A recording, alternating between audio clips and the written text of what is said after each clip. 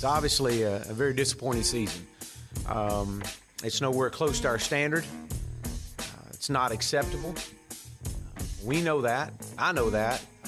Our players know that. I will say, as I did last Friday night, that there is growth happening inside this program. We spent the first year establishing the culture of this program,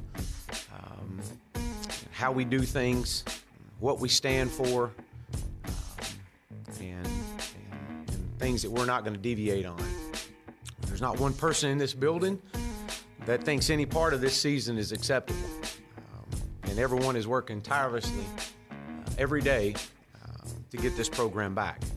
I've told the story to our players. I've told the story to our staff. You've probably heard the story of the Chinese bamboo, to where the growth, you spend days and days and months of watering. You cultivate the soil, you plant, you water, and nothing happens. You get frustrated because you don't see anything happening above the soil, but what you realize is the growth that's happening is underground. And once the sprouts start happening and the growth appears, then you see growth happening from the outside. And growth happens in this program right now in two places. It happens in developing, and it happens in recruiting. Our quarter one began on Monday at 7 a.m. with a team meeting, and we've got to develop the players on our roster.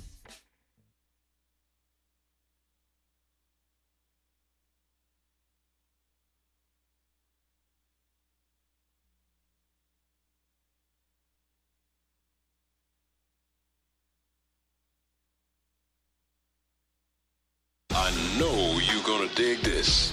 Chuck almost fell asleep. I mean, it was late. 6 seconds. Arkansas is going to win the ball game. 98-74 will be our final. This It's all dope here. is Answer me now. No Way Sports Talk. We need to hire a batter coach up there. Wow. From the Fleet Center of Arkansas Studios for all your commercial truck needs. Speaking facts. How about a little decorum in here on a work day? Here is Bo Mattingly. Bart wins. Congratulations to Bart. He won the bet where would Hugh Freeze land. So Bart has the honors of sharing the news for those who haven't heard yet today. Hugh Freeze is the new head coach, not offensive coordinator, the new head coach at Liberty University. Mistake or the right move for Hugh Freeze? I think it's a mistake, but I mean, I think he should have gone on the Nick Saban rehab tour. I agree with you. I think it was a mistake. He would be an SEC head coach again, or a head coach at a major Power 5 conference school again in no time if he would have done that. There's something about Hugh Freeze that's just hard for me to understand. I'm not sure I can adequately cover it, and I'm almost afraid to get into the topic because I don't want to mislead people with my opinion. Faith is very important to me. I grew up in a home where my dad was a Christian school teacher. I was raised, in a Christian environment, and it's although I haven't always lived as I was taught, it's always been something that's always been there. And as an adult, and certainly over the last 15 years or so, it's been a really important part of my life. I've been puzzled by Hugh Freeze from his time at Ole Miss when he would say things basically like, I couldn't, I would never do that because I'm a Christian. That's just not who I am. And, everybody makes mistakes. I mean, everybody. It doesn't matter whether you go to church on Sunday or not. It doesn't matter, if you have your quiet time every day or not. We all were. I mean, if you believe the Bible, that's in the Bible.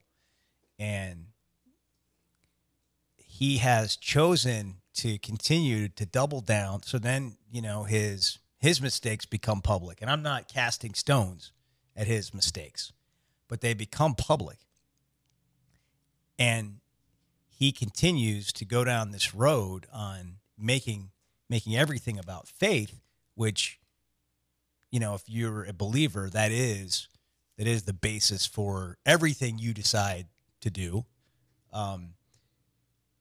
But how you present it and how you talk about it and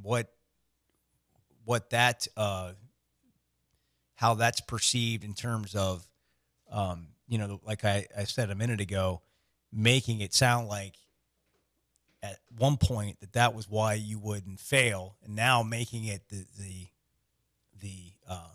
center point of your return to coaching. I just wonder where this leads Hugh Freeze. Let me try to explain a little bit better. So if I'm Hugh Freeze and I want to coach again, I think the best thing to do is to go become a coach again and do things the right way. And that's the best example that you can be of what it is that you keep telling everybody you are or want to be.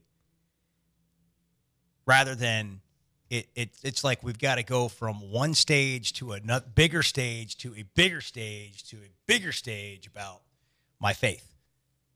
And like even when he came on our show after the Touchdown Club and he went on when he went on that mini speaking circuit that ended pretty quickly, he basically said at some point there that the way of the world is what, you know, like the way people are reacting is why he hadn't gotten a job yet. And that didn't go well. And the reason it would have been better for him to go into the Nick Saban rehabilitation school for coaches would have been because he wouldn't be speaking to the media. He'd just be coaching again. And maybe he had learned something along the way about shutting up and just so he's already got a quote out today that everybody's making fun of. Do we have the quote pulled yet? Okay, let's play the quote. Faith for me is believing in the Son of God, Jesus Christ, and He is the only one I've ever met that can handle my junk. Everybody's making fun of that quote because of the phrasing, because of how he got in trouble. And I don't, you know, I'm not saying that we're above this kind of humor, although we often try to be. But this is a laughing stock joke now on all of social media, and it just continues like day one of being the head coach at Liberty. It's just more of a mockery than it is of an impact of what you're trying to and I would want to try to bring a positive light to. He just like keeps getting in the way of his own message. Now, I'm not saying he did that. Obviously, he didn't do that intentionally. I'm just saying he can't seem to get out of his own way. And part of it is everybody's waiting for Hugh Freeze to be a disaster, or they're waiting for this kind of statement, and they're going to, you know, but this is why guys like Mike Locksley can be 3-31 and land a head coaching job at Maryland, because he went and spent time at Alabama under Nick Saban. Now, it doesn't have to be Alabama, but you can go somewhere else and coach and be rehabilitated in coaching and just move on. Move on from the failing. Move on from the past. Quit talking about it. That's in my past. And move on and become who, you know, you are today because you've learned from your mistake or mistakes. And I just get this feeling like his ego is so big that he feels like he's still in control of it all. Like he just couldn't take the step back and go work. And now maybe I'm wrong. It's just my opinion of a public figure. I could be completely wrong. I mean, people have, you know, opinions of me listening to this show, and some of them are right. Some of them, I mean, I hope some of them aren't. But I don't mean to down the guy. It's a very public story and how it plays out, and he's a very polarizing figure now. And I don't have anything against Hugh Freeze. But I find him to be a really good football coach, really good schematically on the offensive side of the ball. I just kind of scratched my head. I said all of this when he was at Ole Miss and when he was trotting all the stuff out in the beginning before any of it became public. But it doesn't look like, to me, this part of it has changed. And just from my viewpoint on strategy, this is it's if nothing else, interesting. But to me, it's a mistake. It's interesting that Hugh Freeze has gone this route with Liberty. And if he continues to go this route, he's going to be unhireable at a major university. So I don't know what his end game is, but if his end game was to be a head coach at a major university again, I think it almost got the strategy path he's on now. It seems very difficult to get there. I don't know if I explained that well, but that's my take on the deal. I'm with you. I think he should have avoided limelight the past year, even the speaking circuit. I think the more of Hugh Freeze didn't speak, the better for him. And now that he's a head coach, he's going to have to speak more. I think avoiding the media would have been better. There's not only is there nothing wrong with expressing your faith, in my opinion, there's everything right in it. But when it becomes the only thing, and you don't move past the talking and into the acting and getting on with, you're a football coach, now go be the football coach that you have learned to be based on the mistakes, and the man and the husband, or all those things that you've learned to be based on the mistakes that you've admitted to. If you don't get there, this just continues to be the narrative. That's the story in college football today. So Liberty is now an FBS school. What do we know about Liberty? They just moved in from the FCS, or what a lot of people would refer to as 1AA. Now they're in FBS, and they went 6-6 this year under Turner Gill, who just retired. They're operating as an independent right now in college football. They don't have a conference. They do not have a conference. They're in conferences in other sports. The Atlantic Sun for a lot of their sports. It's an interesting thing to be an independent. And the field hockey team's been in the Big East, just in case you were curious. Wow. Thank you. Okay. All right. Arkansas plays, what's Western Kentucky in? The Sun Belt. That's right. Right? Yeah, Fun Belt. Yeah. They're playing Rick Stansberry's the coach. They play them tomorrow in basketball. We're going to get into that coming up. Sawyer is taking my clock away. I have taken your clock away, yes. It wasn't working. Did it help you in some way? Well, maybe the minute hand it was working. It was just off. The minute hands were off too. So there's no hand. It was digital clock. It's supposed to be an atomic clock. It's an atomic clock, which means it can never be wrong. Oh, it's wrong. Way wrong. But it was wrong, and so I sat down today, and I had figured out the difference in you time. had. Well, and okay. Now sometimes I would still get it. I'd be a couple minutes off, but I'd found the difference in time, and I show up today and it's gone. And Sawyer threw it in the trash can, and I have great respect for that because that's what. Hey, I'm about getting stuff done, and sometimes you just gotta, like I just was talking about, you just quit talking about it and just get it done. You know what? You just do it. And I'm just gonna tell you, I'm in that mood today, so I'm glad you did that. Okay, I'm just not just boom, just take care of it. Probably would have been smarter for me to actually get another one. As I look to the spot to see where I am in the segment, and I look to the spot where the clock once was, and I see that I don't have a clock. Yeah. And so then I start to look at other places around the room, and I see that we're coming up on a break. But before we go, let me take the break, and then we'll take a call or two or three. I don't know. Sounds good. However many you want to take. T-Mobile listener line is 877-447-4040. It is a wide open Friday. This is Sports Talk with Bo Mattingly. Streaming live on sportandstory.com. 28% of all Americans don't know what they are going to eat. 2 hours before dinner, you can avoid this wretched fate. This holiday season, choose Foghorns. With 5 Northwest Arkansas locations, there's always one nearby. Enjoy amazing daily specials like the new Kids Day Wednesday. All day, kids 12 and under eat free with an adult entree purchase. On Mondays, get 50-cent wings with your French fry purchase. Dine in only. And Monday through Friday, enjoy a late night happy hour from 8 to 9 on domestic drafts for $2. Foghorns, wings, burgers, sports, and live music. What's your more?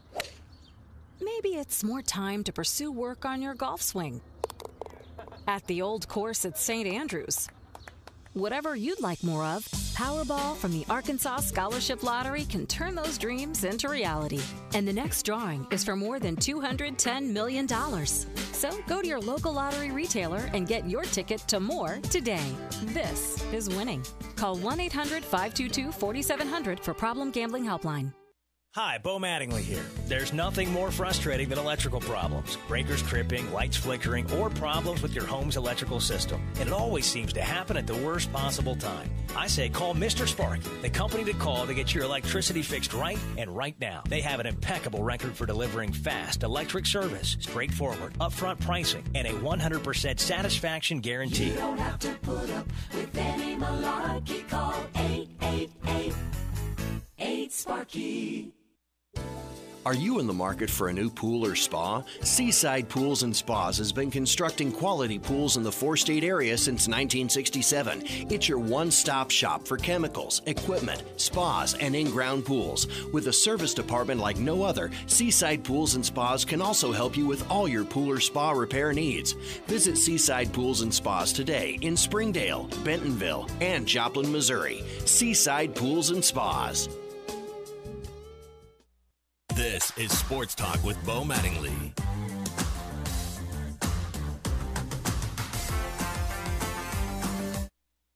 Mike Loxley, our guest. Coach, great to visit with you. Broyles Award finalist, offensive coordinator at Alabama in your 3rd year there. Congratulations. Thanks, Bo. Appreciate it. So last night you were kind of joking about being in the Saban school of coaching rehabilitation, and I know people talk about that and they laugh about it, and it's fun for us. But what have you learned? I mean, what has the Alabama experience been like for you to this point? You know, for a guy that's been in the game as long as I have, it has been a rehabilitation program because for me, sometimes you think you know everything that it takes to run a program, and then, you know, to have the opportunity to get behind the curtains and see how Coach Saban is able to consistently continue to put out a great product. It takes a lot of hard work, and a lot of people are involved, and the processes that are in place. Just been an unbelievable experience for me. You know, being there and seeing a little bit of it myself, I just was amazed, even though I had heard about the consistency of the routine and the process. I find it hard just to do that as a human being, even if I try. Like, just, you know, his daily same thing and habits. This, you know, I think people would say probably in some regards it's hard to work for him because he's hard on people, or he can be hard and as far as demanding. But at the same time, is that process of knowing what to expect? Did you learn anything about that? Well, I think it's clearly defined, and that's the part. You know, even if you look at our team, embracing the grind.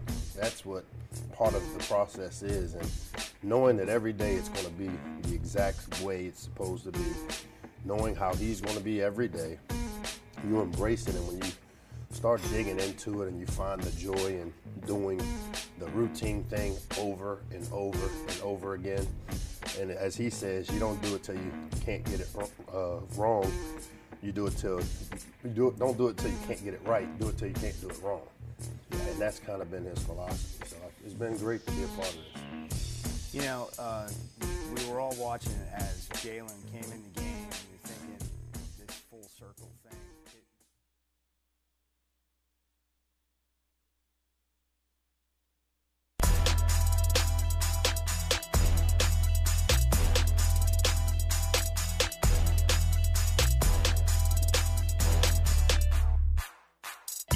dialed into Sports Talk. Got something to say? Join the show by calling the T-Mobile listener line at 877-447-4040. Join America's best unlimited network, T-Mobile. Here is Bo Mattingly. Last night were the College Football Awards. The Disney Spirit Award goes to Purdue fan Tyler Trent, who's got terminal cancer and has been an honorary captain with the Purdue team and really became famous in the win over Ohio State, where a lot of people saw in the Rinaldi story on College Game Day and then the Tom Rinaldi interview afterwards. And last night, and just really an inspiring moment, Tyler Trent was given the Spirit Award. And, I mean, he's had such a massive impact on so many people in a positive way over the last several weeks. Let's listen to just a brief part of Tyler Trent last night. The luminaries of a sport that you love just stood for nearly a minute. The greatest players of this season, their coaching staffs, their families, their teammates. What did that moment mean to you? My mind, undeserving. Why do you say that over and over? Undeserved. Why? Because, a year ago, I prayed that I would have the opportunity to share my story, and now it's coming true. So many have been touched by your story since you shared it with us. What's your message to all those who have reached back to you? Hundreds and thousands, and now into the millions who have been affected by what you've shared. What's your message to them? At the end of the day, there's, always a light at the end of the tunnel. And, as long as you rely on your faith, things will work out. Boy, it's been incredible to listen to and watch. And it's also impactful to see how football, and having a team and all that can be something that rallies around you. Michael Oxley talked about how the football community has rallied around him after losing his son suddenly in Maryland over a year ago. And now he's going to Maryland to be the head coach, but some really dark times and a lot of people in the football community reaching out to him. Purdue embraced Tyler Trent, the student there, who was actually in the journalism department. And now, not only has he become, something Purdue has rallied around, but all of college football, just some of the good that is out there. And what an impact and an inspirational moment there, but an inspiration overall that Tyler Trent has been to anybody who has seen his story. And if you haven't seen much of it, it's all over the internet. It's all over social media. I mean, you can certainly go and find it. T-Mobile listener lines, 877-447-4040. Arkansas basketball has turned some heads. Andy Katz has the Razorbacks not only in the NCAA tournament, but as a 6th seed in the NCAA tournament. I don't know how significant that is, just from the standpoint of game to game, this bracketology thing we do in college basketball changes. And I'm not real sure. I guess people realized somewhere along the way that they could do this. I'm not sure why. I think probably because it's actually a better indication of what you're going for with a top 25. I've said for a couple of years now the top 25 in college basketball is ridiculous. What does it really mean? Because the goal is to get into the NCAA tournament.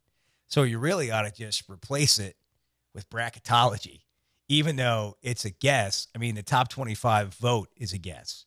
So can we just move here in the committee meeting to strike the top 25 polls and just have, 5 trusted bracketology guys that we look at? Because that's really what you're going for. Are you in or out of the tournament? And if you want to start at week 1, fine. It's going to change dramatically, a few games in, and it'll change, I think, quite a bit between now and the actual tournament. But that's what that's what this is, right? It's a look today at whether your resume, as early as it may be 7 games into the season, stacks up with other resumes and you make it into the tournament. Now, here's my question, Bart, on bracketology. Does it include what's left on your schedule, or does it only really take your resume into account to date? Well, it's supposed to, right? It's supposed to be a projection of where you think this team is going to be at the end of the year. That's what it's supposed to be. Now, each individual bracketologist does their own thing, right? But Ken Palm's not really a bracketologist. That's an analytical look at it's like the football power index in football, except a million times better and more useful. I think it's he doesn't have Arkansas making the NCAA tournament, or at least he didn't last week. He had them winning 19 games. Now their overall win total had improved. A couple of games since the season started. I believe when the season started, he had Arkansas going around 17-14, something like that. And now that projection is up to 20-11, 10-8 in conference play, which you have to believe, based on the strength of the SEC, would get Arkansas into the NCAA tournament fairly easily. So they've done this based on really their win over Indiana, how close they played Texas, and winning all the games they're supposed to win, and then impressively handling the Colorado State Rams in Fort Collins in a late game. That right. You heard the very tired Chuck Barrett that Saul doctored up. And I think there's going to be, Bo, this year a lot of confusion with what exactly the committee's looking at now that they're not really putting any emphasis whatsoever on the RPI, and they have this new metric called the NET that they're using, or the net rankings. But at the end of the day, the same things still matter. It's all about who you beat and where you beat them. And that's what every resume is going to come down to. Now, they could sort of, undo some of their credit if they lose to Western Kentucky this weekend. Oh, yeah, absolutely. But Western Kentucky, do you know what their RPI is? Western Kentucky beat West Virginia. Now, they also lost to 2 teams that aren't very good. And so they're a little up and down, but they've got some talent. They got a 6'11" guy. They got a couple of guys scoring in double figures that are dangerous. And Rick Stansberry's the coach. And they're coming to Bud Walton on Saturday. And it's expected to be a pretty good game. And they're expected to give Arkansas, I don't know what the latest line on the game is, but they're expected to give Arkansas, a game. So in Ken Palm, Western Kentucky's 111th. In the net rankings, they're 177th. But this net ranking system, a lot of the talk of it so far this year has been that so early in the season, it doesn't give you really a great indication as to how good teams are, because it requires a season's worth of data. And the idea is to get it right in March and not necessarily have it right in December. Yeah. Well, what I'm going for with that discussion is what it all means. And so what do you do with the information? And so where Arkansas is now is better than where they were expected to be at this point in the year. We've seen them play, and the eye test says they look like that can continue.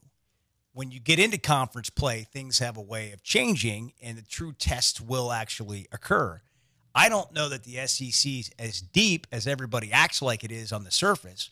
I do think there's 5 really good teams, as John Rothstein told us yesterday.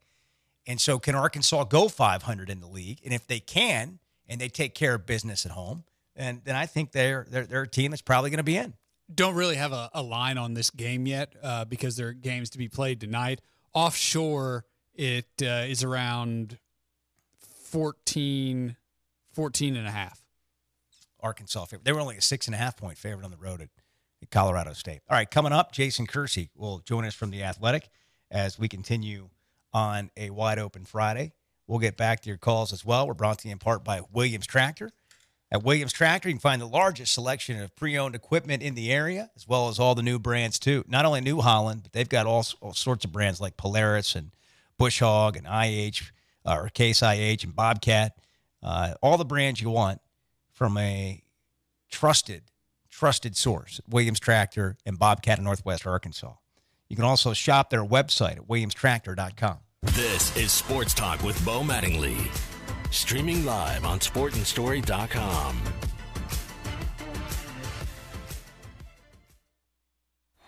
Hog fans, it's almost time for Razorback basketball inside Bud Walton Arena. Gafford alone throws it down. After 3 NCAA tournament appearances in the last 4 years, Mike Anderson and the Hogs are ready to make another postseason run. A top 25 recruiting class teams up with high-flying Daniel Gafford for an exciting home schedule including Indiana, Georgia Tech, Florida, and more. Season tickets are on sale now at ArkansasRazorbacks.com or over the phone at 1-800-982-HOGS. Life is better with basketball and with First Security. We have the know-how to assist with your needs, plus a local team you could count on. What's your better? Get there with us. First Security. Bank better. FSBank.com, member FDIC, equal housing lender. This is Sports Talk with Bo Mattingly.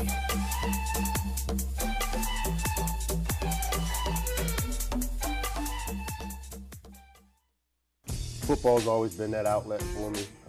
It's helped our family heal because it's the one common denominator. All my boys played sports. My youngest is my daughter. She plays sports. So the athletic community as a whole really helped us get through a tough time. What do people not know or understand or fully get to see about being a football coach? I think the day-to-day relationships. I mean, I left that banquet of the dinner last night, and I get a text message from Josh Jacobs, our running back, saying, "Hey, Coach, you got a second? I want to talk for a minute." And just to get a text from Josh Jacobs at 10:30 because he has things going on that he wants to bounce off and maybe get my thoughts on it was just for you to say that. It kind of brought that to my mind, but and those relationships are real.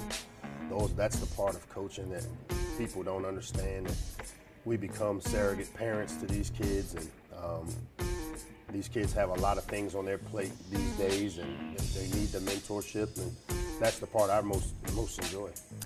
I don't know if you've ever been asked to do this, but Mike, can you make the case for Tua to win the Heisman? Oh man, that's a Nick Saban deal. That's out of my pay grade, but I know this.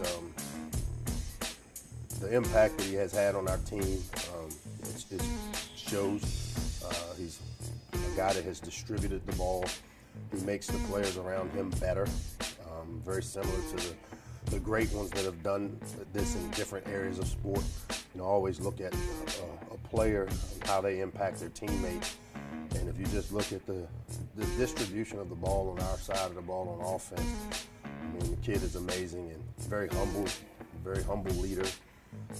People gravitate toward him. The personality's there, and very, very talented. The most talented quarterback that I've been around. Toughest part and most enjoyable part of working for Coach Saban? The toughest part is probably, the expectations, man. When you coach at Alabama or when you coach for Coach Saban, the expectation of making sure that every I is dotted and every T is crossed. It can break you down if you're not a guy that's able to embrace it or handle it. I think I handle it well, but there are times where, man, this guy is a machine in terms of how he approaches and thinks things through. So anticipating what he wants or what he wants us to do sometimes is the tough part. The great part is every day sitting in there watching probably one of the greatest coaches in college football history, or maybe coaches in general, getting to sit there every day, take notes and learn and see how he's been able to develop a program to where this program is going. Does that excite you about being a head coach potentially again? No doubt. To see if to be able to implement some of these processes and knowing that they're tested, they're bulletproof in terms of their ability to be successful. A lot of people obviously have come from under the tree, have tried to implement them, and some to a degree better than others. But to me, yeah, that would be exciting. And finally, what will it take for Alabama to be able to finish this run that it's currently on? Well, I mean, I think for us, and Coach said it best, you know, the season is over for us. This is a whole different season. So we start back from scratch with basically fundamental practices, fundamental installations. You know, we finished the regular season and now we're in our playoffs.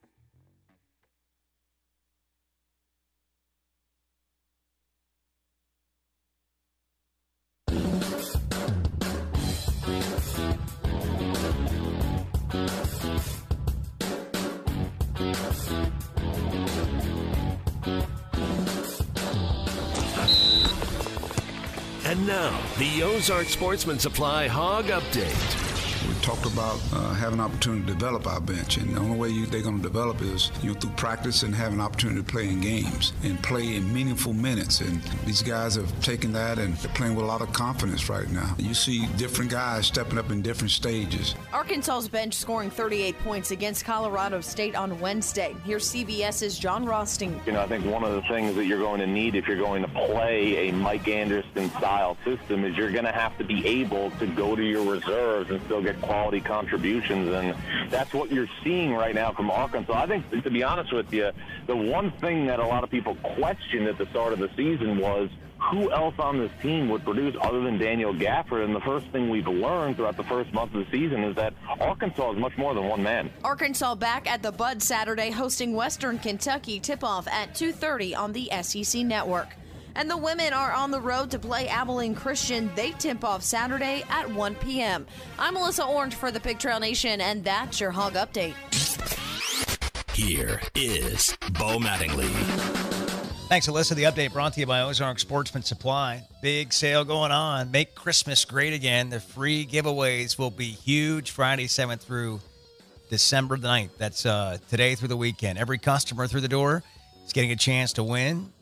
And with purchase, receive extra chances to win the following: Smith & Wesson M&P 2.0 handgun worth $500 to one lucky customer. Also, an elite compound bow that's worth $1,000. And they've got all kinds of savings, like gun safes, $100 to $500 off, deer and stands and towers, 45% off, camo up to 50% off. The list goes on. The savings are huge. Ozark Sportsman Supply, Highway 412, west of Springdale in Tawnytown. We go to the First Security Bank hotline, covering Oklahoma and college football for The Athletic, Jason Kersey, formerly of our neck of the woods. And Jason, great to have you back on the show. I know that this is one of your favorite things to do, is come on the radio in Arkansas. Oh, absolutely. It's great to be back with you, Bo. I don't think I've been on since the great Arkansas State debate, which I'd love to have again if you want to. Yes, I think Arkansas would beat Arkansas State in basketball. Very good. I don't know who Arkansas can beat in football at the moment. Yeah. But right. I do think that is changing based on what we're seeing in recruiting. And I don't think they're anywhere near Oklahoma. I think they will pass Arkansas State first. Right. Yeah, I would imagine so. How is the feeling in Norman about Kyler Murray and the announcement at the Heisman ceremony tomorrow night? Well, I mean, I think people are really excited. I mean, no one could have fathomed that Oklahoma's offense would lose Baker Mayfield, who over his 3 years had as good a career as any quarterback in college football history, and that the offense would get better after that. And that's exactly what happened with Kyler Murray. I mean, he's been unbelievable.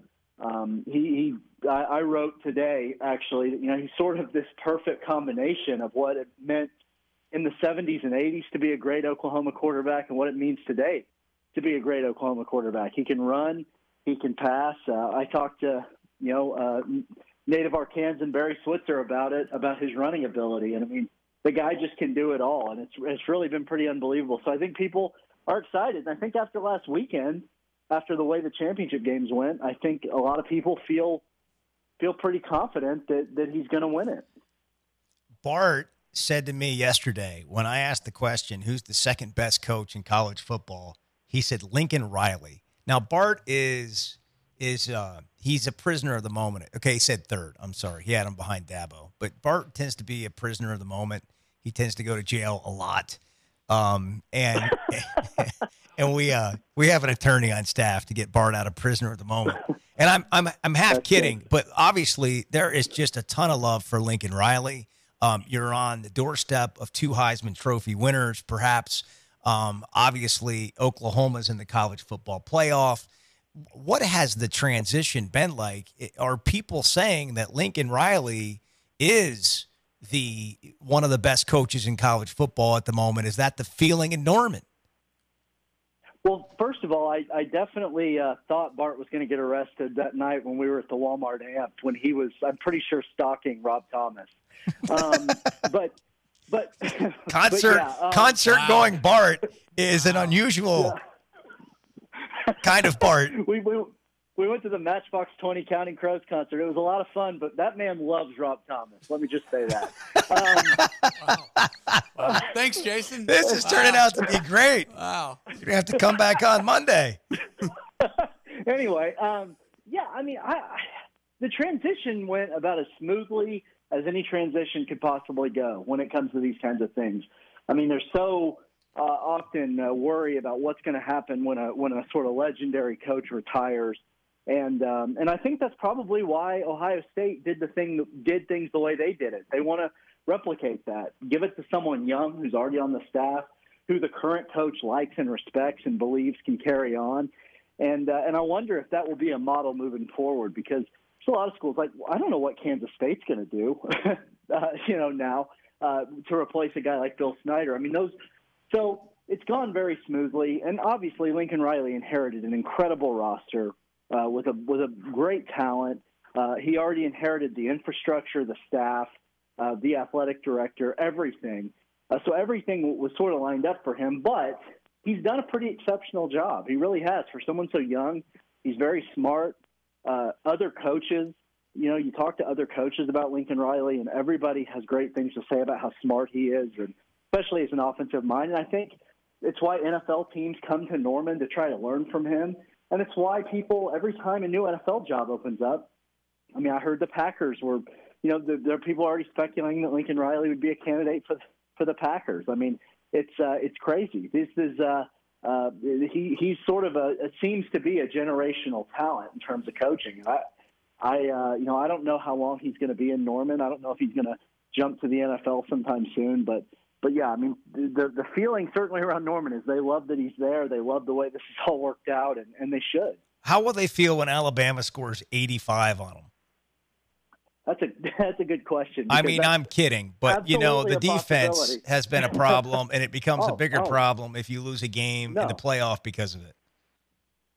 Yeah, I mean, and that's been the other thing that's been so interesting about Lincoln Riley is that, this year he was confronted with a decision of basically having to fire his mentor's brother, and that's what he did after the Texas game, the first Texas game, and that needed to happen. I mean, the defense has been bad, and it's continued to be bad. I'm not trying to sugarcoat anything here. The defense has not gotten that much better. In fact, according to many statistical categories, it's gotten worse since Mike Stoops' firing.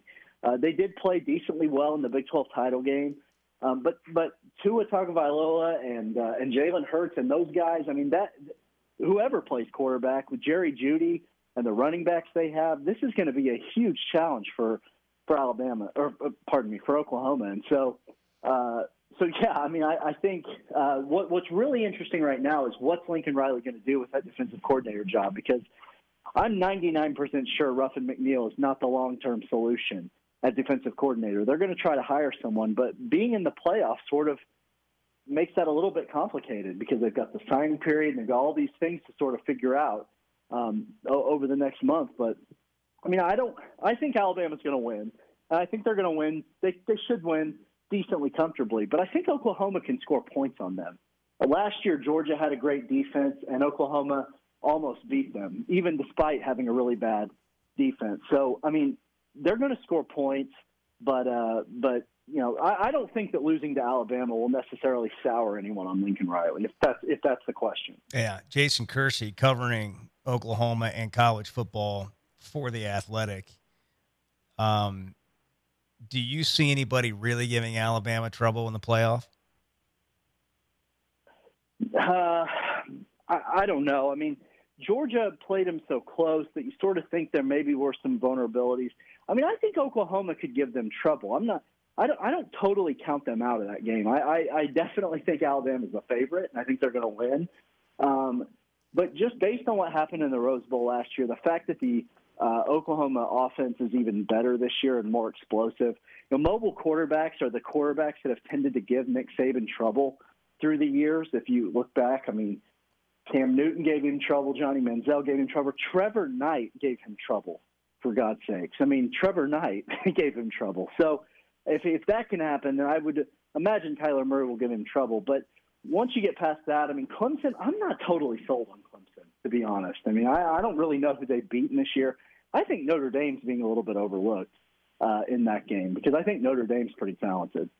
I'm looking for Trevor Knight to give people lots of trouble in the Football Alliance League with the Phoenix Hotshot under the direction of Rick Neuheisel later in the spring. Just FYI, don't be slighting the great Trevor Knight. All guests join us on the First Security Bank hotline. I mentioned that we're talking to Jason Kersey. Hey, 24/7 Sports has a report out. Big Ten source, league targeting OU and Texas in the coming years to join the Big Ten. How does that sound? What's your reaction to that? Well, I mean, I saw that report earlier. I mean, it does feel like it's about time for some conference realignment talk, right? I mean, it's been a minute since we've had these sorts of talks. I mean, I remember 6, 7, 8 years ago when all the talk in Oklahoma was that it was a done deal. Oklahoma and Texas Tech and OSU and everybody were going to the Pac-16 and then they've talked about the Big Ten and they've talked a little bit about the SEC. I think that would be the best and the most fun situation if you put Oklahoma in the SEC. But yeah, I mean, if Oklahoma and Texas went to here's the thing: is that the Big 12 is a pretty bad conference in a lot of ways. It's poorly run. They make some very just ridiculous decisions that really make you scratch your head. They throw a fit about things like the horns down. I mean, there's just all kinds of different things that the Big 12 does that frustrate Oklahoma, I think. So. No, I don't know. I think that report is – I mean, I haven't heard anything like that. I'm not saying that it's wrong, but it would be interesting. Would Oklahoma go to a conference and not take Oklahoma State with them? That would be really hard politically, I think, in the state. I mean, the two – well, it used to be that way. Burns Hargis and David Bourne were very close. Oklahoma has a new president now, but – I think just the politics of the state, I can't imagine Oklahoma and Oklahoma State splitting up. No. All right, you tweeted this last night. Something I learned the last couple of days will infuriate Arkansas fans. 5-star quarterback Spencer Rattler from Phoenix. His dad grew up in Conway, Arkansas, and was a huge Razorback fan. And Spencer was a Hog fan as a kid. He loved Darren McFadden, but Arkansas never reached out once. Are you trying to just get back into needling Razorback fans with your tweet? Well, I thought it was interesting. I spent some. I'm actually in Phoenix right now, and I spent some time with Spencer Rattler and his family the last couple of days. And when I went through sort of my career with them and mentioned that I had covered Arkansas, that just sort of came up. They just said, yeah, they never reached out. You would think maybe they would, but they never did. Now, I think Spencer Rattler was going to Oklahoma. He connected with Lincoln Riley very early on. And by the time Chad Morris got there, he had been committed to Oklahoma for months. But still, I mean, I thought it was interesting. Well, behind I'm not just trying to troll people. I thought it was an interesting thing. Yeah. Well, so I checked with the recruiting guys. No, I mean, I sort of do. I pretty much do. Okay. There's, maybe a little in there that, just you want to see a little fire burn. But no, so I checked Bart did, with the recruiting guys that cover Arkansas. And the sense is that neither staff really knew of any connection with him. I don't know if you could argue that they should, but obviously if Spencer Rattler loved Arkansas and wanted to be considered by Arkansas, he might hit an Arkansas camp or something. But, these staffs don't go out and just offer every 5-star quarterback because it's a waste of time. But I think that what's interesting about that to me is that, and I'm sure this isn't the only example, that you can have a situation like that and a staff not be aware of it. I mean, if you think about that, that's really something. Yeah, I mean, there are literally, thousands of recruits in the country, and, a kid in Phoenix, I understand. That's sort of – now, I would also say, yeah, you don't go out and just offer everybody, but if there's a reason that these 5-star kids have offers from every school, because a lot of times you do sort of, when a kid's that good, go ahead and make an offer and see if there's a connection. I don't know. Yeah. I don't know. Note to self, if I ever become a recruiting coordinator, circle all the 5 stars and check out their history. They might be from your state. I'm just saying. I'm not saying you would have even come to Arkansas. I thought it was interesting. You should have added that. You should have added that to the tweet. He would have not come to Arkansas anyhow, but this will still make you mad. I didn't say that. I didn't say that he wouldn't have. I'm saying I don't know if he would have. Yeah, okay. I know, but I know that there are a lot of people from Arkansas that still follow me. Maybe not as many now. I don't know, but best move or not the best move for Hugh Freeze to revive his coaching career, taking the head coaching job at Liberty? I mean, it's fine. Just think about the words you say, dude. Oh my gosh.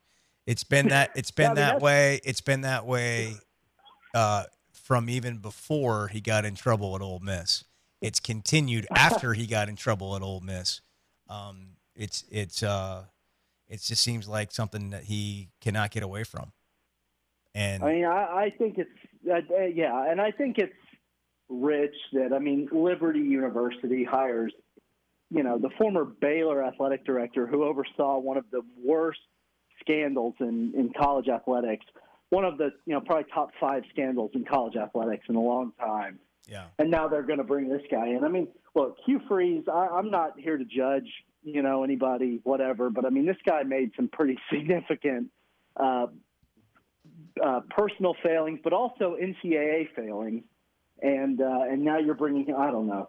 You're trying to. I just think from his standpoint, he would have been better off going to rehab, like at Nick Saban's school of rehab, where he would not be having press conferences where he can have poor phrasing.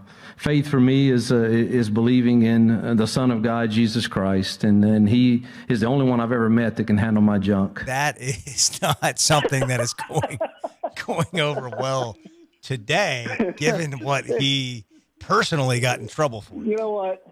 For saying that, give the man a lifetime contract. That's the quote of the year, the quote of the century. Be a quote on Saturday Night Live, I can tell you that. Yeah. All right, Jason, thanks for the time, man. Enjoy the weekend. Anytime. We'll see who wins the Heisman. Appreciate it. Thanks, Bo. All right, Jason Kersey from The Athletic on the First Security Bank Hotline. This is Sports Talk with Bo Mattingly. Streaming live on sportandstory.com. How about Hugh Freeze? Are we going to see Hugh Freeze coaching college football this year anywhere? Oh, yeah. What's going on? What's the delay? Well, the delay is he's got a lot of opportunity. I talked to you just recently. He's talked to Tennessee. He's talked to Auburn. He's talked to Florida State. I think Alabama will have interest, certainly a lot of interest. If Loxley goes to Maryland, Saban tried to hire him last year, though, and would have hired him had the SEC not stepped in and basically said no for this last year while Ole Miss is on its postseason ban. We don't want him in the league, and that's essentially what Greg Sankey said, the SEC commissioner. I think he told Hugh Freeze that. Liberty University has talked with him as well about its head coaching opportunity. I think Hugh's in probably a good spot right now. What's a better spot for him? Liberty as a head coach or an OC job at a big school? I think it depends on whether he really wants to be a head coach right now. But if he's just as dead set on being a head coach, maybe you go there. Liberty's got great facilities. But I think if he wants to sort of continue on that trajectory and have a chance to be a head coach quickly at a big-time school, to me it's hard to say no to Alabama if they call him. You got a chance to go coach Tua Tagovailoa, you coach under Nick Saban. Saban's got a pretty good track record of people who come back through him. and going on elsewhere to be a head coach. And I know that there's a lot of mutual respect between those two. Tennessee'd like to have him. I know Jeremy Pruitt would like to have him. And I think he's going to have to get that cleared with Philip Fulmer and the higher up at Tennessee. But if it were me, and again, I know that there's a lot of different ways to look at this. It'd be hard to say no to Alabama.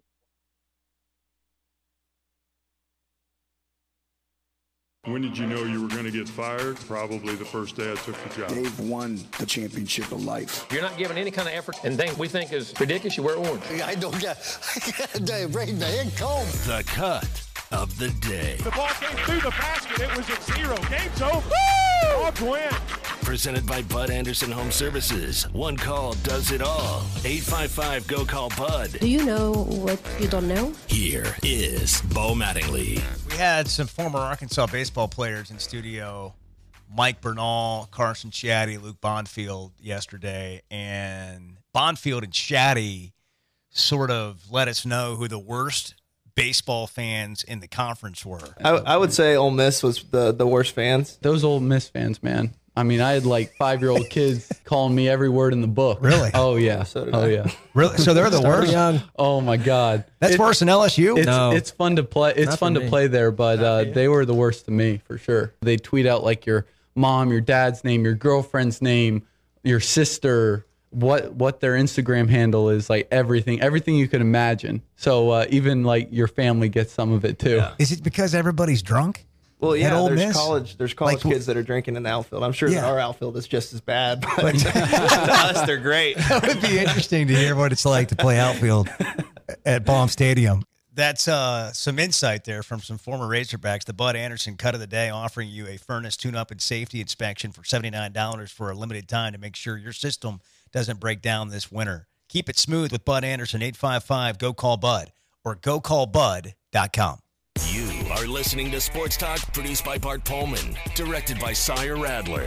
Want the latest commentary, interviews, takes, and phone calls? Anytime, anywhere. Check out Sports Talk Primetime, Arkansas's premier sports talk podcast. Find it on iTunes or online at sportandstory.com. Need a vehicle for your business? Fleet Center of Arkansas is your #1 source for all your commercial truck needs. Go by Fleet Center of Arkansas to find huge savings on the highest quality vehicles of your choice. Fleet Center of Arkansas is dedicated to providing quality pre-owned vehicles with a full array of financing options to meet your needs. Stop by Fleet Center of Arkansas in Rogers off Hudson Road and find the right vehicle for the job. View inventory online at FleetCenterLLC.com. This is Sports Talk with Bo Mattingly.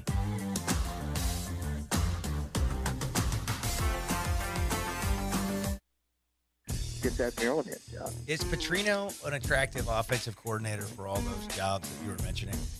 Haven't heard of any of them. Stands and towers. Is his next stop 5% off? Camo up to 50% off. I would think college so. football for the athletic. Highway 412 West in Tonningtown. And, we know Bobby is a football coach.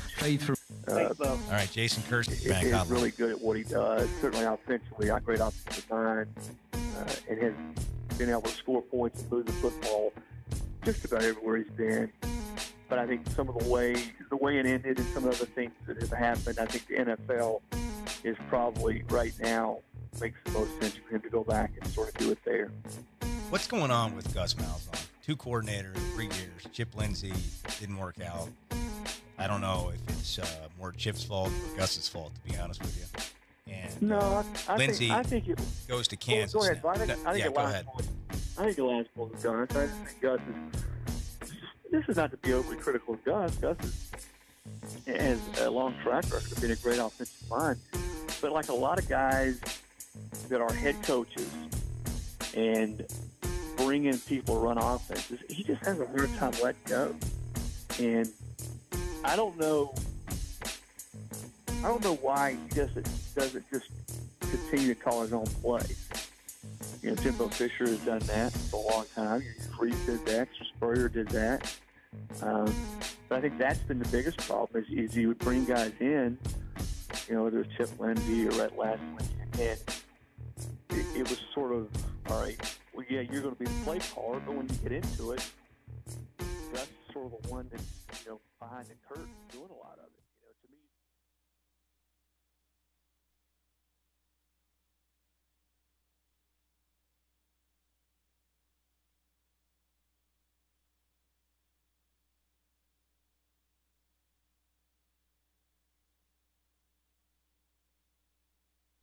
There is no learning curve. We're not starting over. We're continuing with what we've established.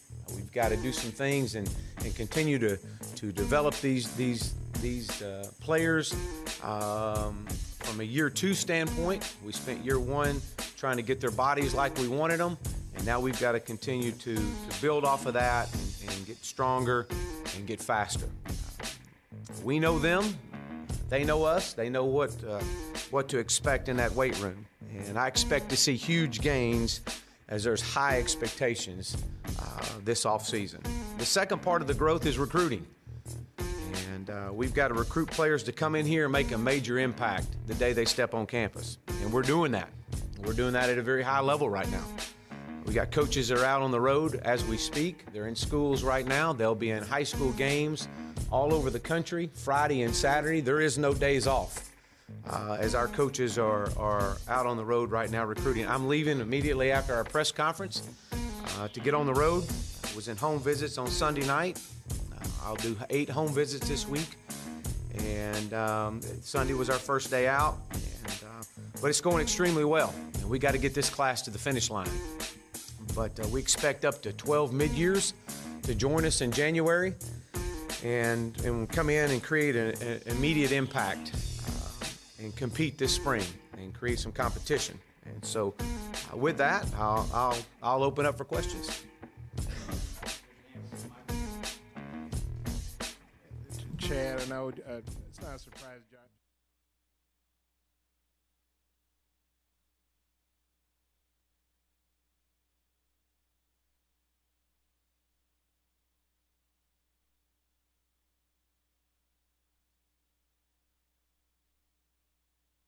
I know you're gonna dig this. One year he was in Ole Miss and he was taking a jog and some guy was driving down the road and just comes there and spits on him.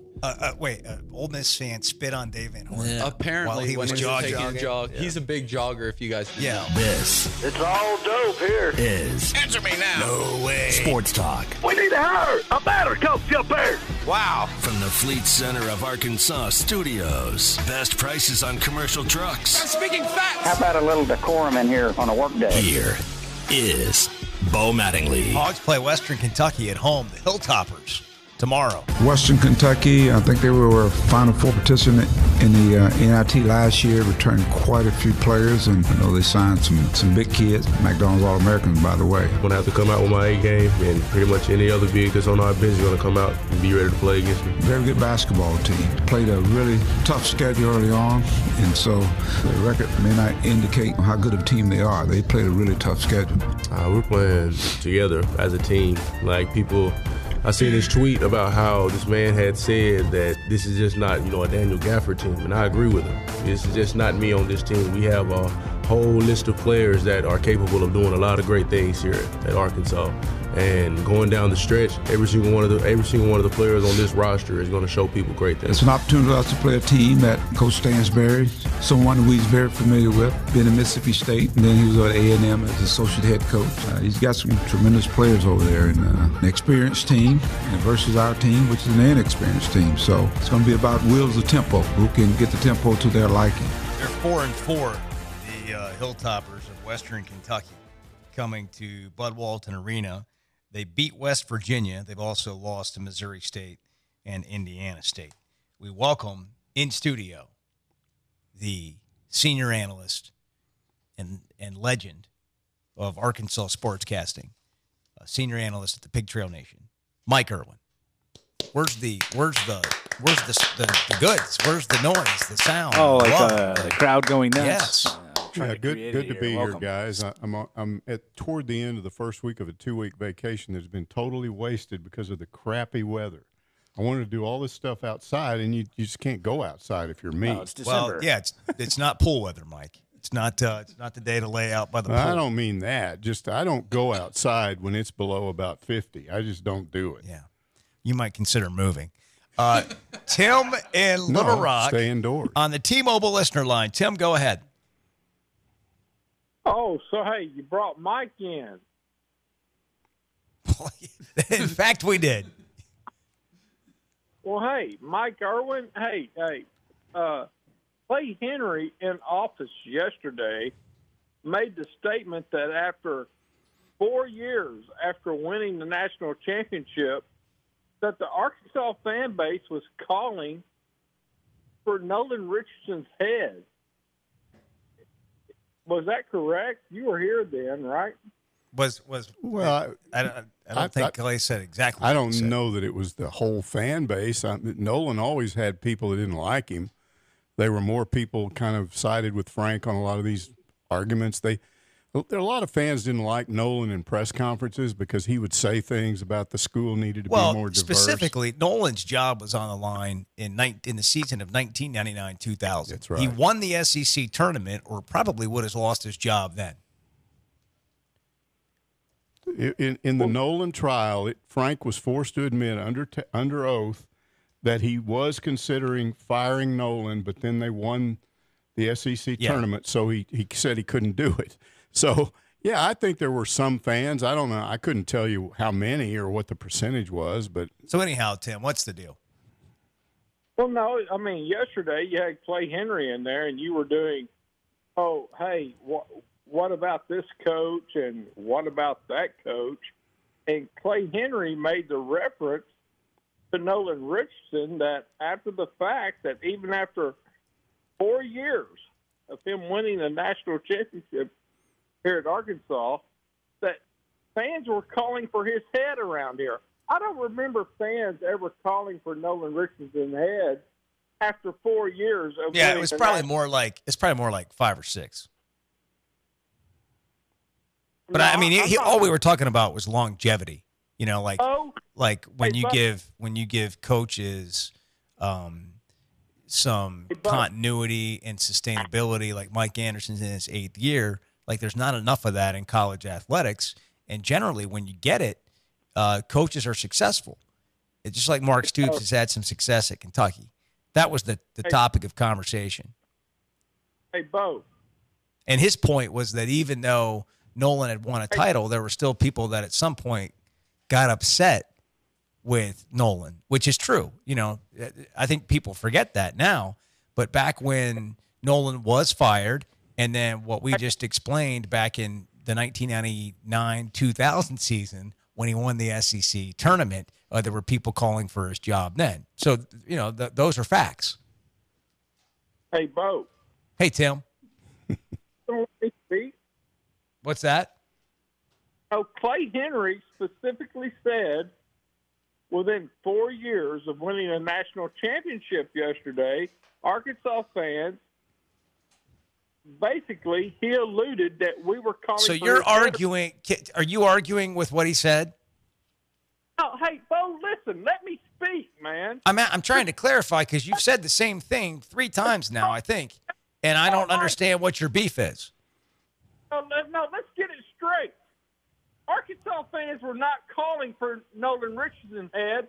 That was the Arkansas media around That's here. not true. The fans were very upset. Oh, hey, You don't fire a coach without a fan base that's upset, Tim. Now, you're out of your mind. Y'all did, and you threw this. I've never. I don't know. Have you ever seen a coach fired in your career at any fan base, Mike? That the fan base did not want him fired. Like for losing, or I'm talking about performance on the, one. I'm not. I mean, there's morality, or there's cheating, or there's those reasons you get fired. You know, but I'm talking about like. This is crazy, Tim. Absolutely, fans wanted Nolan Richardson fired in the 99-2000 season, and he had to win the SEC tournament to save his job. Are you arguing that? Are you saying that's not true? Hey, what year did you move to Arkansas? 1998. Thanks for asking. August of 98. Hey, well, let me ask you something right here, big boy. Well, thank you. It's the best compliment I've had so far today. Let's get this straight. No Arkansas fan 4 years after Nolan Richardson won, and I'm going to tell you something right now. Clay Henry was totally nefarious yesterday. No Arkansas fan after 4 years of Nolan Richardson winning the national championship ever called for Nolan. I think you're well, I wouldn't say no fans, but I would say it was actually 5 years, not 4, where it really ramped up. That what I just explained to you, that 99 2000 season. So if you think 94 to 99, that's 5 years, and it was the 99 season that Nolan had to win the SEC championship at the tournament there to keep his job. So you're arguing the difference between 4 years and 5 years, which seems really sort of ridiculous to me. I don't understand this at all. All right. Let's get that straight, sir. I think we just did. I think we got that straight. That was calling for Nolan Richardson's head 4 years after winning the national championship. That's a fact. It was 5 that most people were. Not to blame for this Razorback basketball program being set back umpteen years, that Mike Anderson's finally fixing to reach up out of the depths of wherever we were at to bring it back to life. Let me tell you something right now. Arkansas fans are not to blame for that. We're not to blame for this football program. I'm going to tell you right now what happened. Well, I don't think Clay blamed Arkansas fans. Nolan Richardson won a national championship, and he was threatening Frank Broyles' legacy around here. We were ready to appoint Nolan Richardson athletic director. We were ready to appoint Nolan Richardson whatever he wanted to around here. No, you weren't. You might have been, but the fans weren't. And you're revising history is what we call that.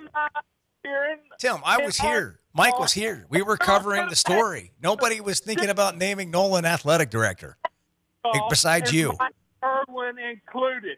Mike Irwin is a simpleton. So is he. I haven't said anything. I don't know what you... No, this is your fault, Mike. Oh, whatever. You're damn right it is. You're damn right it is. This is highly entertaining. I'm going to tell you right now, I got a lot more people on my side than you like to It's not that you don't have people on your side, Tim. You just don't know jack crap. Oh, I don't know jack crap. No, you've just explained that to us. Oh, you're the one that don't know jack crap, sir. Well, you called this show. You made a point. I explained to you that, yeah, okay, we'll give Clay a year. Let's say he was a year early yesterday in his math. The idea that Arkansas fans were not trying to fire Nolan Richardson in the 1999-2000 basketball season is not true. They were. It's full of crap, and so are you. Period. How about those apples? How do you like that? I would just say that if you know anything about Nolan Richardson, I probably had the best relationship with him. Why don't you ask Nolan Richardson if people were trying to fire him in 1999? And Arkansas was lucky to have him. I would agree with that. I agree with that too. But ask Nolan Richardson, and he'll tell you that people were trying to get him fired in 1999.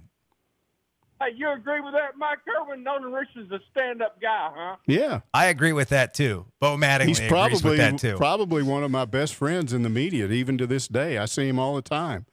I supported him all through that. I thought I sided with him in that fight with Frank Broyles.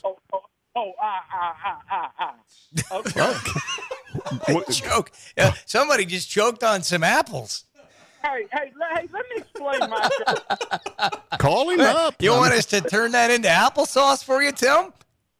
Oh, hey, let me tell you something. This is what's happening to your program, Bo. What's happening? Let him keep spouting off his stuff, and you're going to keep up this stuff, we're going to have to get another update on Clay's garage. Hey, your rating tab dropped since you brought Mike Irwin on. You know everything. You just have this telepathic way of you have a feeling. And there they went. Not a feeling. Here's the deal. I know shit from Shinola. Whoa, there we go.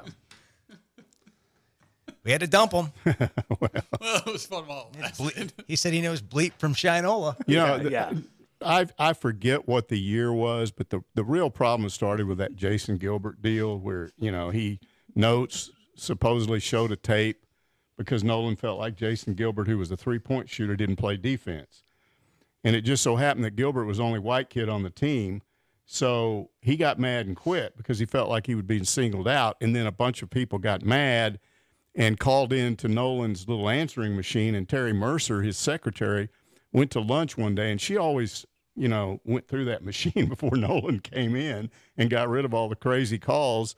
But she went to lunch one day, and Nolan came in early, and he saw that light blinking on that answering machine, and so he decided to listen to these comments.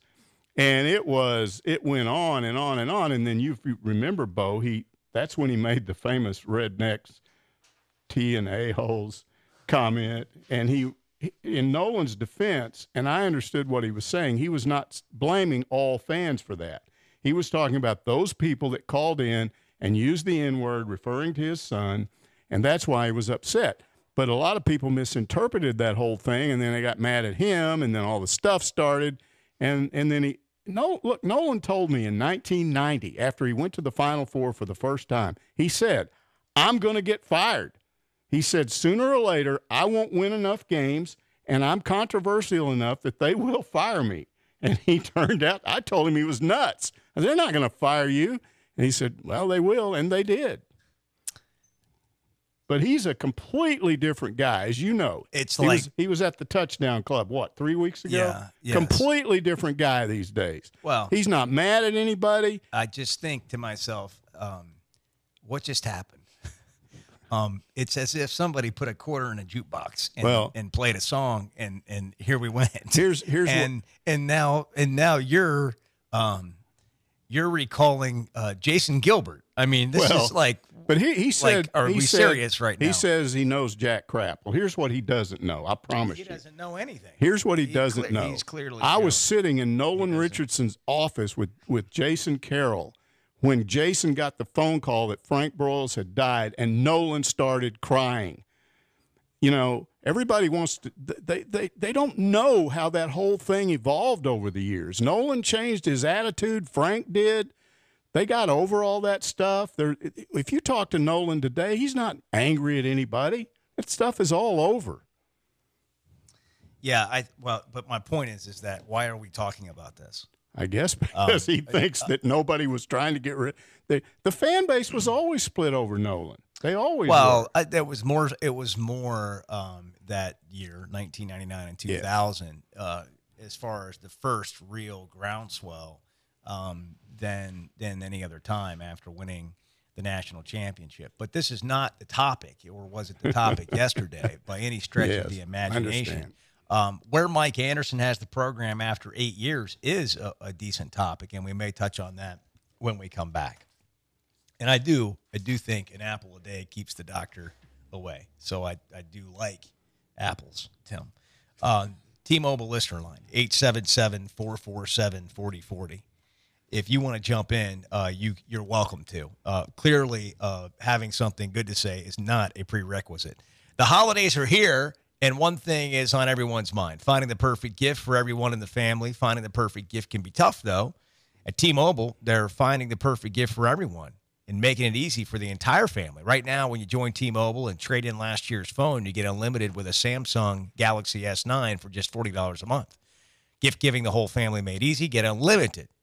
The unlimited plan with a Samsung Galaxy S9 included. That's $30 for the plan and $10 for the Galaxy 9 or S9. So you can get unlimited somewhere else, or you can get unlimited and a phone for the same price at T-Mobile. Everyone in the family can enjoy the hottest new Samsung phone in their own way. Phones included only at T-Mobile. This is Sports Talk with Bo Mattingly.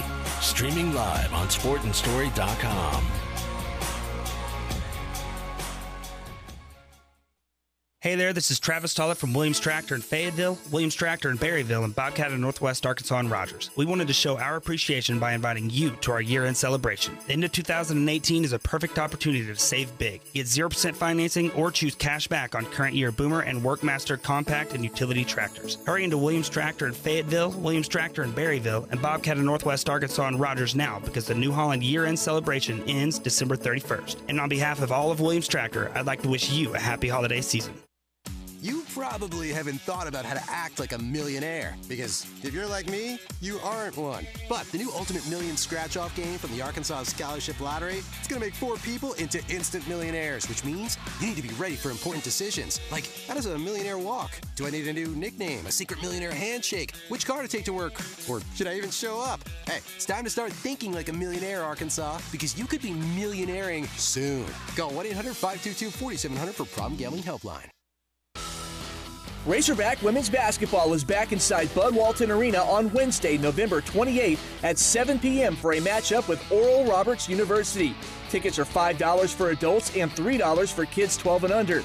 Doors open at 6 p.m., so bring out the family and come have some fun. Get your tickets at the door or call 1-800-982-HOGS or visit ArkansasRazorbacks.com. Stand side by side with Razorback women's basketball. Lindsay Golf Courses range from 27-hole championship to 9-hole par 3s and are making a presence in affordable country club memberships for both individuals and families. Our challenging courses and extensive amenities are designed to attract golfers of all ability levels and offer recreational and social opportunities for members. Lindsay 18-hole championship golf courses can be found in Northwest Arkansas, Paradise Valley and Athletic Club in Fayetteville, and in Rogers at Lost Springs Golf and Athletic Club. Or you can visit lindsaymanagement.com for a complete list of Lindsay golf courses. This is Sports Talk with Bo Mattingly.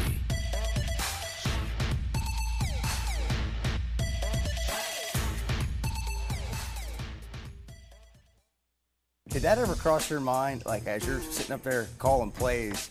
I know you're in the moment, you're in the game, but did that sneak in there anywhere where you're like, this is wild, as it's happening? Well, no, because, again, everything that we do, we've done before, whether it's in practice, whether how we prepare our team, how we prepare the offense. So, our second quarterback is always prepared to go in and have to win a game for us because things like that occur. And fortunately for us, we've got a guy that's won 26, 27, however many games. Jalen has won as a starter as our backup quarterback. And I mean, there wasn't any doubt of whether he could go out and do it. It's just a matter of would he do it. What was that like, managing that process from the very beginning? The situation of having 2 good quarterbacks, you're in training camp, and then you're into the season, and things are changing. And how did you manage all that? Well, again, that starts with the guy up top. For me, it wasn't us managing; it was us, coach. If he asked us our opinion, being very honest and truthful for what our opinions were. But ultimately, coach is going to make that decision, and it seems like it's worked out pretty well for us. I think people expected you to be really good on offense, and I can remember people telling you that. What's that feel like as a coordinator when people come at you expecting you to score 40 or 50 a game? Our goal is to always score one more point than the opponent. We do have some really talented players on that side of the ball. We've always had good players. But the goal and the object is to find a way to maximize each and every one of those guys' talents and abilities. And as a staff, we've got a great offensive staff who collectively have done a great job of positioning their players, having them fundamentally ready to go out and do things. And we've been very fortunate on that side of the ball this year that it all came together. Mike Locksley, our guest, Alabama offensive coordinator, Broyles Award finalist. What's it like as a coach having the ability to call plays with those kinds of athletes on your team versus when you don't have them? Well, I've seen both sides. I made a joke the other day that the touchdown catch that Jalen Waddle had in the third quarter, I think, versus Georgia.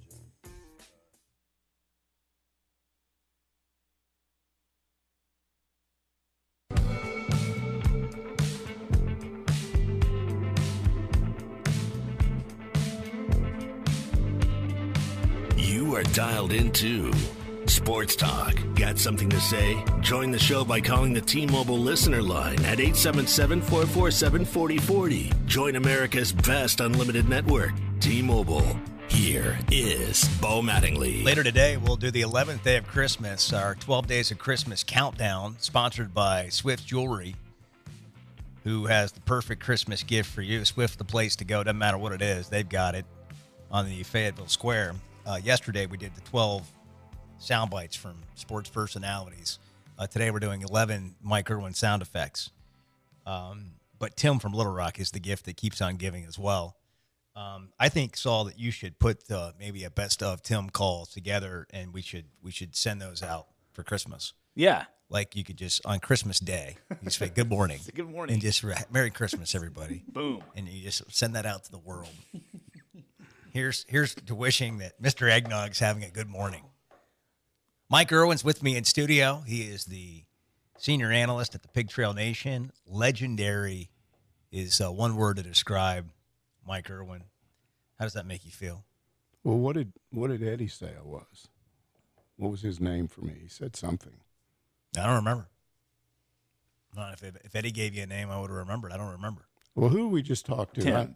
Tim. Yeah, I get Tim and Eddie. Okay, Eddie's the nice guy. Tim's mad. Yeah. What did Tim say I was? He had some name. Oh, nefarious. Yeah. And something else, clueless or dopey or something, whatever.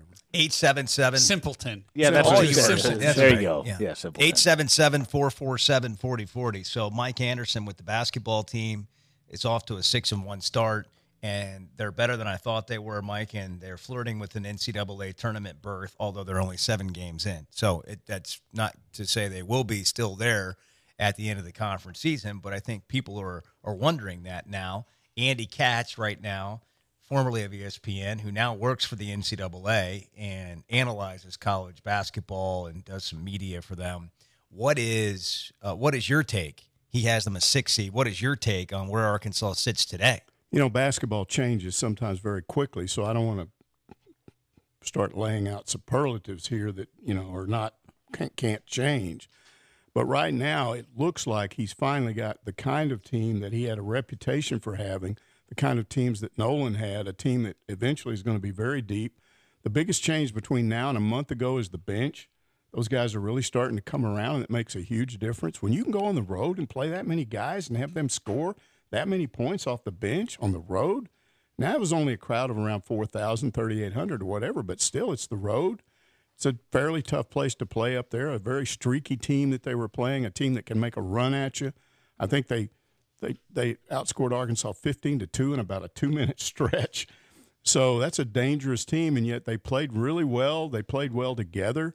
This team get a lot of assists. I mean, Jalen Harris, 12 assists and 1 turnover? 28 assists on 38 made buckets is unheard of. That's unbelievable. So there's some team. There's some really good signs there. They play good defense. Another thing is where Mike's teams a lot of times got into trouble in the past was you can't really run a lot on the road. You can't steal and use steals to create defense because you're going to get a lot of fouls called on you. So more often than not, when you go on the road, if you're Mike Anderson, you're going to have to play half-court basketball, and the perception is you're at a disadvantage.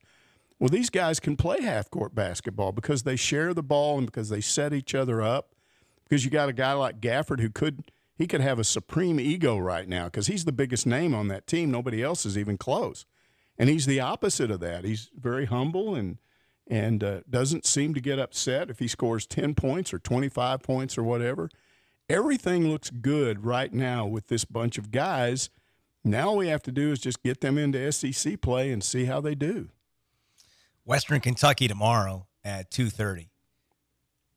Kelly Bryant chose Missouri. Does this heighten the rivalry with Arkansas and Missouri? I kind of went off on Twitter maybe yesterday. I lose track of time, especially when I'm not at work. But it was suggested on Twitter that might. And this is not my opinion or my feeling. This is what I say is based on my observation ever since Missouri joined this league, which is by and large, most Razorback fans don't give a ding-dong flip about Missouri. They just don't. And I got about 100 responses to that. I would say 2 of them said they considered Missouri a rival for different reasons, and about 90 of them were like, are you kidding me? Razorback fans get pumped up about Ole Miss. They get pumped up about Auburn, LSU, Alabama. They don't care about Missouri. That's a team in the other division. Just because they're across the border, it's not like they're right there where Joplin is or all the way up on the north central part of the state. And it's a weird place. Any Razorback fans ever been up there? What stadium has a grass knoll at the north end with a bunch of rocks, and fans sit on the rocks. Why would you sit on a rock to watch a game? That's just a strange place. You sound like you're trying to create the rivalry right now. No, it's you're making fun of Missouri. That it's not an anger thing. It's more of a bewilderment. Like just say it. No. Who are those bozos? Hey, just say it. That's what you want to say. I had all these cousins when I was a kid, and we'd get in arguments, fight all the time, but we were cousins. And then one day my mom comes to me and she says, you know, you got these new cousins moving to town. You don't even know them. We're going to go over and meet them.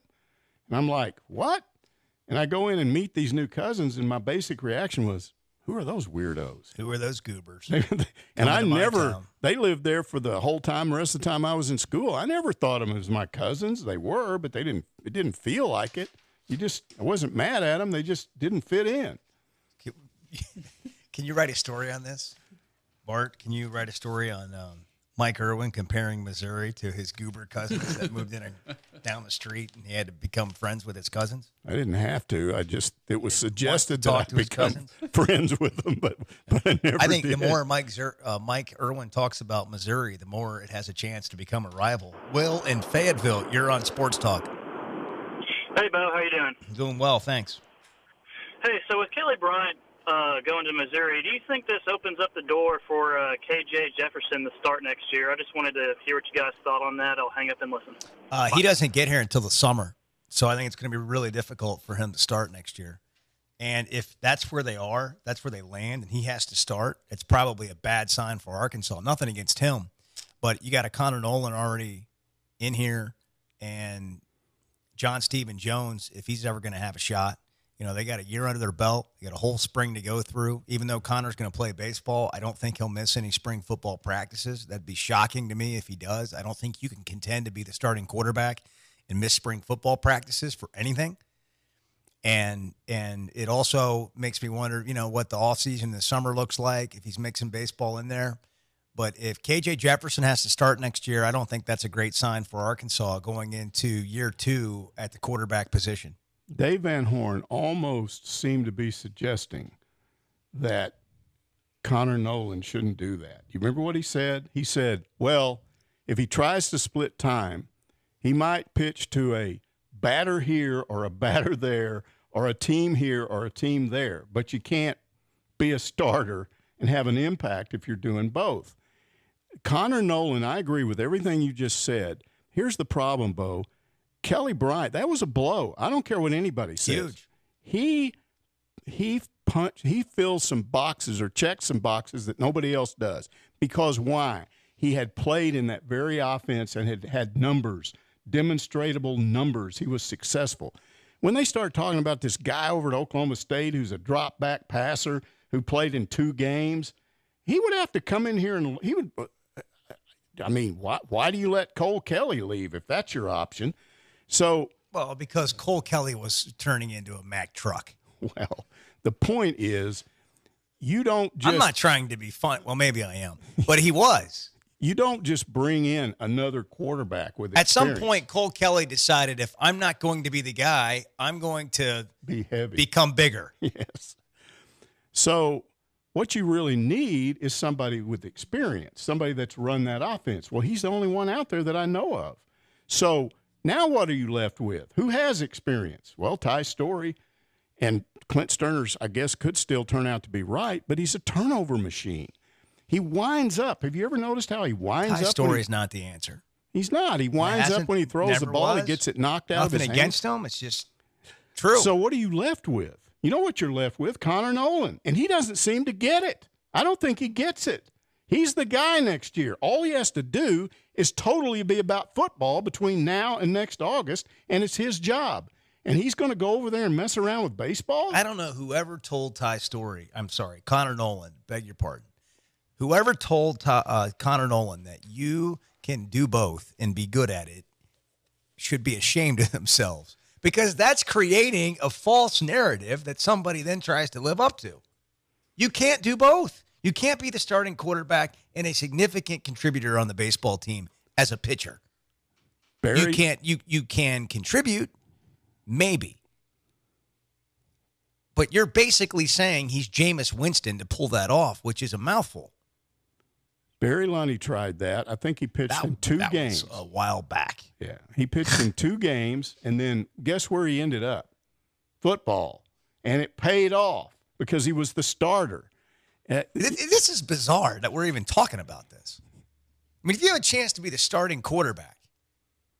But you want to be, but you think, oh, I'll be a backup quarterback and I'll be kind of a guy in the bullpen over there with the baseball team. What? Well, and don't confuse Kyler Murray and Connor Nolan either. By the way, Kyler Murray's a Heisman Trophy probably winner, but he also is an outfielder.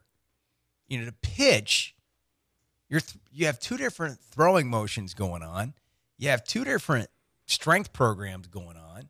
It just sounds like a cluster. David and Cersei on the T-Mobile listener line. Hey, guys. Bo, I just wanted to say, first of all, before I talk about the basketball team, that as a old-timer that's been watching the Hogs every time they're on TV and going to a few games since the late 60s, late 60s, that the team that I saw play our last 2 ball games was something that I have actually never seen before. And I can't really describe it and and not say things I don't want to, but it was something I've never seen or experienced or felt before watching a Razorback football team. And I don't know why I mentioned it, but I just had to say it. I've never seen that before. I've never experienced the feeling of watching those type Razorback teams play. And I know we're expecting better things, and I expect better things because I have total confidence in the football coach. Total confidence. I do. Now, about the basketball team, well, I understand that Colorado State's probably not that good, but the team that I saw out there on that floor, I was really amazed. That's the first time I've actually got to watch an entire game. I was amazed. They can't be that good, but the potential is outstanding. It's outstanding. We've got guys on the bench, Bo, that can't start. They can come in and fill it up, man. And the way they took the lead with Gafford on the bench, Bailey, and my goodness, those guys, Chaney, they look like they know what they're doing in there. And I've never been the biggest Anderson fan. He's got some guys in there now, and I'm pulling for him and the team all I can. And it looks like we've got a good team coming. And you guys have a good weekend. Hey, good to hear from you, David. It is a wide open Friday. We'll take calls coming up, and we're going to play Dope or Nope with Mike Irwin. We got to hit a break. This is Sports Talk with Bo Mattingly, streaming live on sportandstory.com.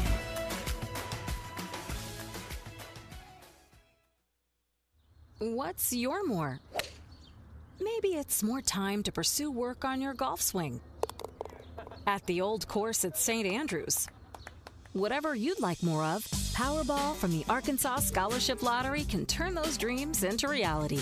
And the next drawing is for more than $210 million. So go to your local lottery retailer and get your ticket to more today. This is winning. Call 1-800-522-4700 for Problem Gambling Helpline. Life is better with basketball and with First Security. We have the know-how to assist with your needs, plus a local team you could count on. What's your better? Get there with us. First Security. Bank better. FSbank.com, member FDIC, equal housing lender. This is Sports Talk with Bo Mattingly.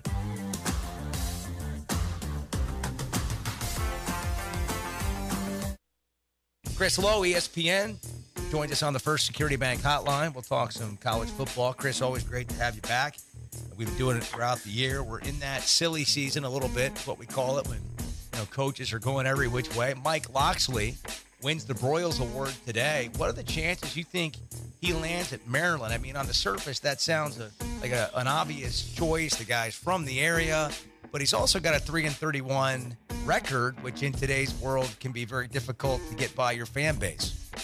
Right. It's hard, and you're right, Bo. When you bring a head coach to the podium, especially in today's world, perception's everything, and that is a hard sell to your fan base when you look at his record. But I think also there's a lot of coaches out there who maybe in one situation didn't do as well or had a rough go of it and goes elsewhere and sort of grow. And I think Mike has grown in a lot of areas. He's a fabulous recruiter and knows that area like the back of his hand. He really does. And I think when you look at what he's done in Alabama this year, and listen, they've got great talent. Everybody knows that. They've got elite players. But I'm pretty close to that program. As you spent a lot of time over there this summer. There's tremendous respect for what Mike did there. The buttons he pressed, the way he manages personnel, just so many things he did there. A lot of right decisions. I think that there's a lot of reasons. There would be a lot of reasons for Maryland to hire him. I think that he's probably the guy right now. It's either him or Pep Hamilton. They both have interviewed, and I think we're going to probably know something here pretty soon. Your reaction to Urban Meyer stepping away and how much health plays a role in this? Does Urban, it feels like a repeat of Florida. Yeah, do you call it a retirement? I don't know that you really do, because he was pretty vague today when several people tried to pin it down. Are you walking away from football for good? And he wouldn't say 100% completely definitively that he was. He said he believed that he might. I think I probably am. I think it probably looks a little bit different for him in a year or two from now, maybe a year, once he has a chance to get away. I'd say his wife, Shelley, and his family, his two girls and his son will probably have a lot to say about if he comes back and when he comes back, though. I thought for a while, we talked about this show, that he probably was going to step away after this year, really ever since the whole Zach Smith scandal and Urban revealing about the surgery he had from the system in spring. He never looked real healthy. And pained. It was almost painful to watch him sometimes on the sideline this year. I was up there for the Michigan game. Of course, that was a great day for the Buckeyes.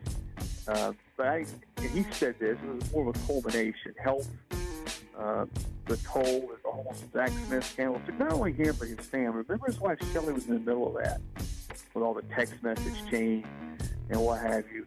I think he just felt like it was time for him to get out right now, sort of reassess. I think there is a chance. I don't know. I know people want to know what percentage, but I do think there's a decent chance we'll see Urban Meyer coaching football again at some point. How about Hugh Freeze? Are we going to see Hugh Freeze coaching college football this year anywhere? Oh, yeah. What's going on? What's the delay? Well, the delay is he's got a lot of opportunity. I talked to you just recently. He's talking Tennessee.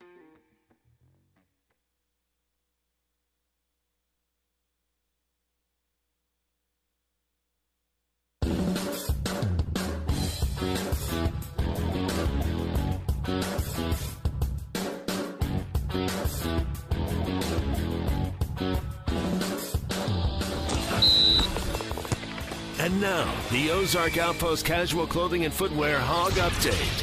It's a weekend of basketball. Arkansas gets set to host Western Kentucky at Bud Walton Saturday. Very good basketball team. Played a really tough schedule early on, and so the record may not indicate how good of a team they are. They played a really tough schedule. I know they had a tough loss last night at Missouri State, so it's an opportunity for us to play a team that Coach Stansbury, someone who he's very familiar with, been in Mississippi State, and then he was at A&M as associate head coach. He's got some tremendous players over there, and an experienced team versus our team, which is an inexperienced team. So it's going to be about wheels of tempo, who can get the tempo to their liking. The Hilltoppers are 4-4 on the season, averaging 71.1 points per game, and have 4 guys averaging double figures. It'll be a fun one at the Bud despite the weather. Tip-off at 2:30 on the SEC Network. And the women are on the road to play Abilene Christian. They tip off Saturday at 1 p.m. I'm Melissa Orange for the Big Trail Nation, and that's your Hog Update. Here is Bo Mattingly. Thanks, Alyssa. The update brought to you by Ozark Sportsman Supply, Highway 412 west of Springdale in Tawnytown, and Ozark Outpost Clothing, where they're having a Make Christmas Great Again sale, the 3rd annual, all the hottest brands and styles and one of the most unique shopping locations in the tri-state area. To top off the huge sale, with every purchase, you're going to get a chance to win a $500 shopping spree, a $250 shopping spree, and a bunch of gift cards. So stop by, get entered to win at Ozark Sportsman Supply and Outpost Clothing and Footwear. Mike Irwin's with me in studio. We're taking calls. Will in Fort Smith on the T-Mobile listener line. Hope you and Mike and everybody else have a Merry Christmas, though. Thanks, man. Same to you. The reason Kelly Bryant didn't come here wasn't because of Arkansas or Missouri. It was because of the offensive line. And it doesn't matter if Connor Nolan plays one sport, two sports, or six sports. You don't get the offensive line fixed, no quarterback's going to look good at the University of Arkansas. You lost your best three offensive linemen, Brian Wallace, Gibson, and Froholt, off the worst offensive line in history. And now what are you going to do next year? And I'll hang up and listen. All right. Well, they're recruiting. They brought in a few guys, and they've got a couple committed, and they're working on junior college linemen. Oklahoma has an offensive line that's been pieced together, and they've got some young guys on there. I think they're centers or redshirt freshmen. I think Clay wrote about this the other day. You can turn an offensive lineman or offensive line group around. It doesn't necessarily have to be a 3 or 4 year project. It's going to be interesting to see if they can do that going into next season. But Mike, I know that's a big deal, but I feel like if Kelly Bryant, for example, had been the quarterback at Arkansas this year, that Arkansas would have had a chance to be bowl eligible, even with the offensive line they had. And I feel like one of Chad Morris's, one of the assets to his offense is that you don't have to have the same kind of offensive line to be successful that you would have to have in a Brett Bielema system where everything depends on how well those guys play. Everybody in football deals with whether or not the offensive line is good enough, but the style in which they play can create some offense and get the ball out of the quarterback's hands quickly, get the ball in the hands of your playmakers, whether it be running backs or receivers or tight ends quickly. And they just didn't execute in some of those cases. And it would have been, in a number of games, a big difference if they had. So I'm not willing to say that they're doomed before they even get started next year because of the offensive line. I will be willing to say they're going to be doomed before they get started if they're not any better at quarterback and receiver. The only coaches that we talk to, because every coaching staff is different, the rules are different. But right now, the only coaches we talk to are the head coach and the two coordinators. We don't have access to the other assistants. So this is not coming from me directly talking to those guys. But when people who know them talk to me about the problems they had, they don't list the offensive line as the biggest problem. They say the biggest problem was wide receivers and quarterback, and their reasoning was this: how come we had some games this year where the offensive line seemed to perform well? Didn't have a lot of quarterback sacks, didn't have no rushing, had a pretty good running game, had some passing in there. Why was it that Arkansas moved the ball pretty well on A&M, for instance, which has a pretty good defense, when they just got snarfed against Missouri? Why was that? And what they will tell you, according to people that have talked to them, is that there were teams that looked at Arkansas, their defensive coordinator looked at Arkansas on Sunday of the week they were going to play and said, you know what? Those guys don't have a deep passing game. We don't have to cover back behind us. So we can move closer to the line of scrimmage. And they really can't hurt us very much, even in mid-range passes. So let's blitz these guys. Let's overpopulate the line of scrimmage. Let's stuff the running game while we're doing it. That's the way to beat these guys. And so when you saw the offensive line looking bad, a big component of that was the way the defense approached the game. So if you get these new wide receivers coming in, and there are now four stars, all of them are now 4 stars, and a 4-star tight end who's supposedly the best pass-catching tight end in the country. And they're hopeful that when you plug those guys into the mix, if you can get a quarterback that's got a quick release, that doesn't run around and think a lot, he can spot a receiver pretty quickly, he can do the RPOs and process them pretty fast, that they can burn some defenses trying that, and in response to that, they're going to loosen these teams up. You're not going to be able to play Arkansas by just saying, hey, we don't have to worry about them throwing deep. We don't have to worry about getting burned with a passing game. Let's just go after them. So that's why it does matter if you get these, if Connor Noland comes in and develops, because he's got better receivers coming in, and the receivers coming back have been through the system for a year. Bo, this is a complicated offense. This is why Chad Morris struggled his first 2 years at SMU, and why anytime he moves, if he moves from here, he's probably going to always struggle in a new place. You don't learn this offense overnight. We've got fans that don't get it. These people that said Cliff Kingsbury should come here as offensive coordinator. He doesn't run Chad Morris's offense. That's the air raid. That's a totally different concept. Chad Morris said it the other day. What did he say? He said we are an outside. What did he say? We're an outside veer. Is that what he said? And an inside zone, an outside something, and an inside zone. Well, yeah. I mean, they're a two-back shot. They want to take shots down the field, and they're an inside run team. You know, inside zone. I'm not sure what he said about the outside. He said something very specific, but it was an outside, something like an outside veer. It wasn't a veer. I'm missing the term there. But the point is, people have told me, again, if you want to see how this offense is supposed to work, go watch Clemson. Don't sit around here and watch this team and go, it sucks and it stinks and it'll never work. Go watch them, because what you're watching is this offense with the right players. And the hope is that if you get those kind of players here, that's what – but it's going to take time because it's harder to learn. There's a higher learning curve. You don't just take these wide receivers we had under Bielema and go, okay, now you got to run this system, and they're confused half the time and in the wrong spot.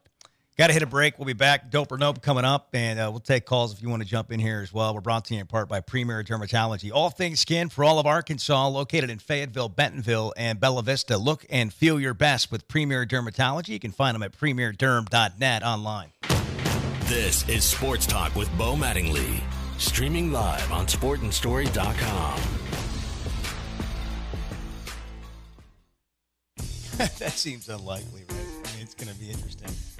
Do you think does he stay there? I don't think Auburn will fire him, but I don't know if you feel different. But there's also, you mean fire him before next season, right? And then there's other job opportunities perhaps that he might pursue. Can he get a job? I mean, do you think he's going to be at Auburn next year regardless? I think he's going to be there for the 2019 season. Yeah. I don't. He's not going to walk away from another $7 million, and I don't think they're going to fire him. I think he's been told he's going to be there for next year. He's certainly not going to take less money. There was some speculation that he was negotiating a buyout where he would take less money. You know, that's not going to happen. But you know what I do believe, though? I think there's a sect there in Auburn of pretty influential, powerful people who just have never embraced Gus and want him out. I think that's where a lot of this has been out. And I think Gus is smart enough to realize that. He's got to have a big year next year. Now, to answer your question a little bit more completely, if they don't improve significantly next year, then I don't see him being there in really any fashion in 2020. Did Chris Lowe with us, by the way, ESPN.com. Did Tua lose the Heisman on Saturday? Yeah, he getting hurt may have done that. Well, three things: getting hurt, and of course, before he got hurt, he wasn't playing that great. And then, let's face it, Jalen Hurts came off the bench and gave them the kind of lift they needed. It was really sort of a different dynamic. It's funny how that happened. I don't know that Georgia was quite ready for the problems he created.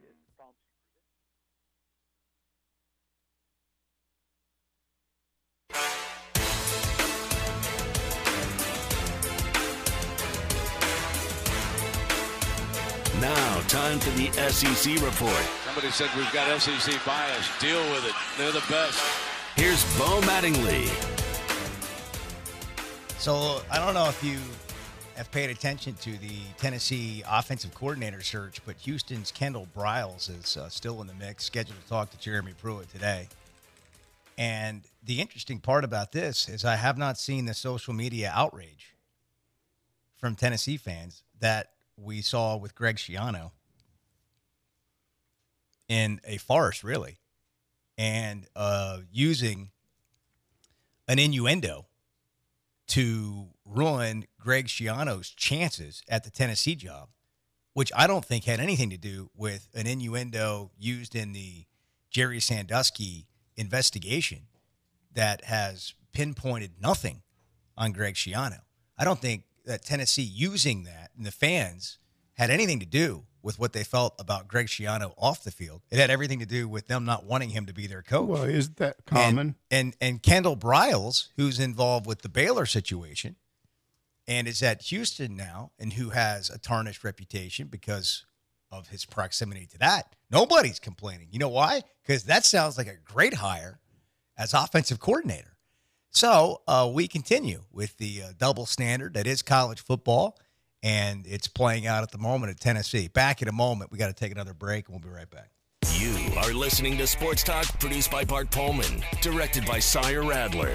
Want the latest commentary, interviews, takes, and phone calls? Anytime, anywhere. Check out Sports Talk Primetime, Arkansas's premier sports talk podcast. Find it on iTunes or online at sportandstory.com. Hey, Northwest Arkansas, who's ready to have the best burger in the state? Me. Well, now you can. I'm Keith Wilson, owner of CJ's Butcher Boy Burgers, coming soon to Weddington Drive in Fayetteville. Voted the best burger in Arkansas, CJ's is home of the original Butcher Boy Burger. We are ready to serve our fresh ground burgers and hand-cut fries. And shakes and molds, right, Daddy? That's right, baby. When all you do are burgers, they have to be the best. Coming soon on Weddington Drive in Fayetteville. It's that time of year again. Mic'd Up with Razorback head coach Mike Anderson returns for another year at Sassy's Monday, November 5th. The first 6 shows will be held at Sassy's Barbecue and Grill off Weddington Drive in Fayetteville, and the following 6 return to the Red House in January. Come hang out with Mike Anderson and the Hog basketball team every Monday night starting at 7 o'clock. Enjoy Hog basketball and the best barbecue in the SEC. Mic'd Up with Mike starting November 5th at Sassy's Barbecue and Grill off Weddington Drive in Fayetteville. Eat, drink, and be sassy. Lindsay Golf Courses range from 27-hole championship to 9-hole par 3s and are making a presence in affordable country club memberships for both individuals and families. Our challenging courses and extensive amenities are designed to attract golfers of all ability levels and offer recreational and social opportunities for members. Lindsay 18-hole championship golf courses can be found in Northwest Arkansas, Paradise Valley Athletic Club in Fayetteville, and in Rogers at Lost Springs Golf and Athletic Club. Or you can visit lindsaymanagement.com for a complete list of Lindsay golf courses. So you hear that the Powerball and Mega Millions jackpots are a chance to win a ridiculous amount of money, and you want to get in on the action. The Quick Pick option makes getting a ticket simple and fast. Just stop by your Arkansas Scholarship Lottery retail store and ask the cashier for a quick pick. Your computer-generated numbers are printed out in seconds, so play your lucky numbers or play it quick. Just play. Either way could be your ticket to more. Call 1-800-522-4700 for Problem Gambling Helpline. This is Sports Talk with Bo Mattingly.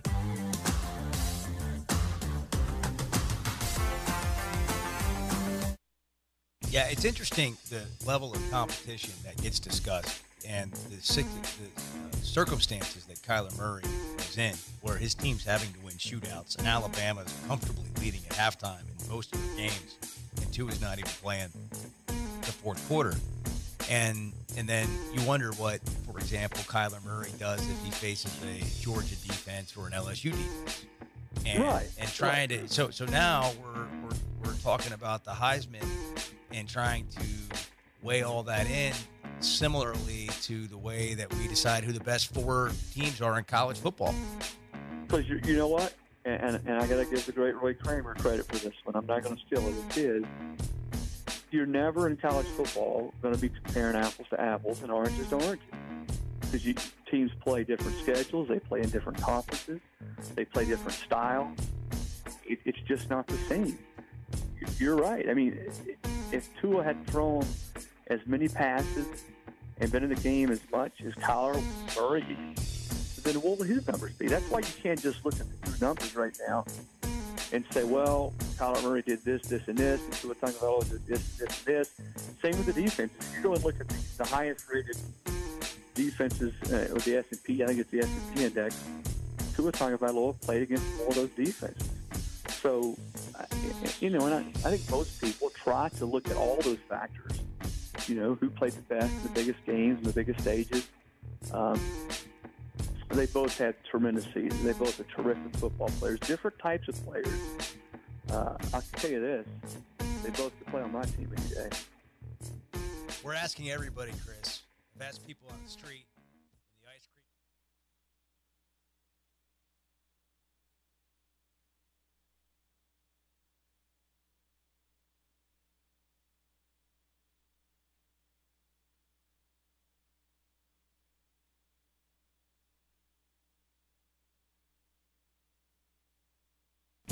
Chad, I know it's not a surprise John Chavis, I guess, activated.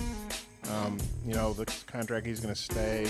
Just how do you feel about that, and what do you think? What all went into that? Well, I think, Bob, the main thing with that is, as we look at obviously Coach Chavis and what he's done and the improvements that we've made, we got to continue we got to have more. But continuity. Continuity is so much a part of success, and creating that continuity of the players understand what's asked of them. They understand defensively what we're doing and trying to do.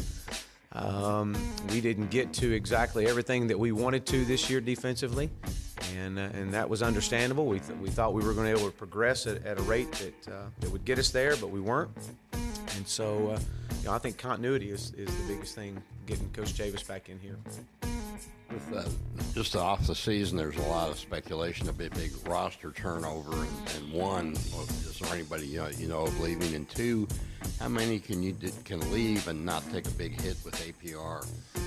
Yeah, we expect somewhere native signing upwards or getting upwards to 29 new faces in here. But we've had some that have chosen to move on, and we want to wish them the best. And if we can help them in any way, we'll be more than happy to. Coach, I know you talk about recruiting the state of Arkansas. Is there anything you're going to?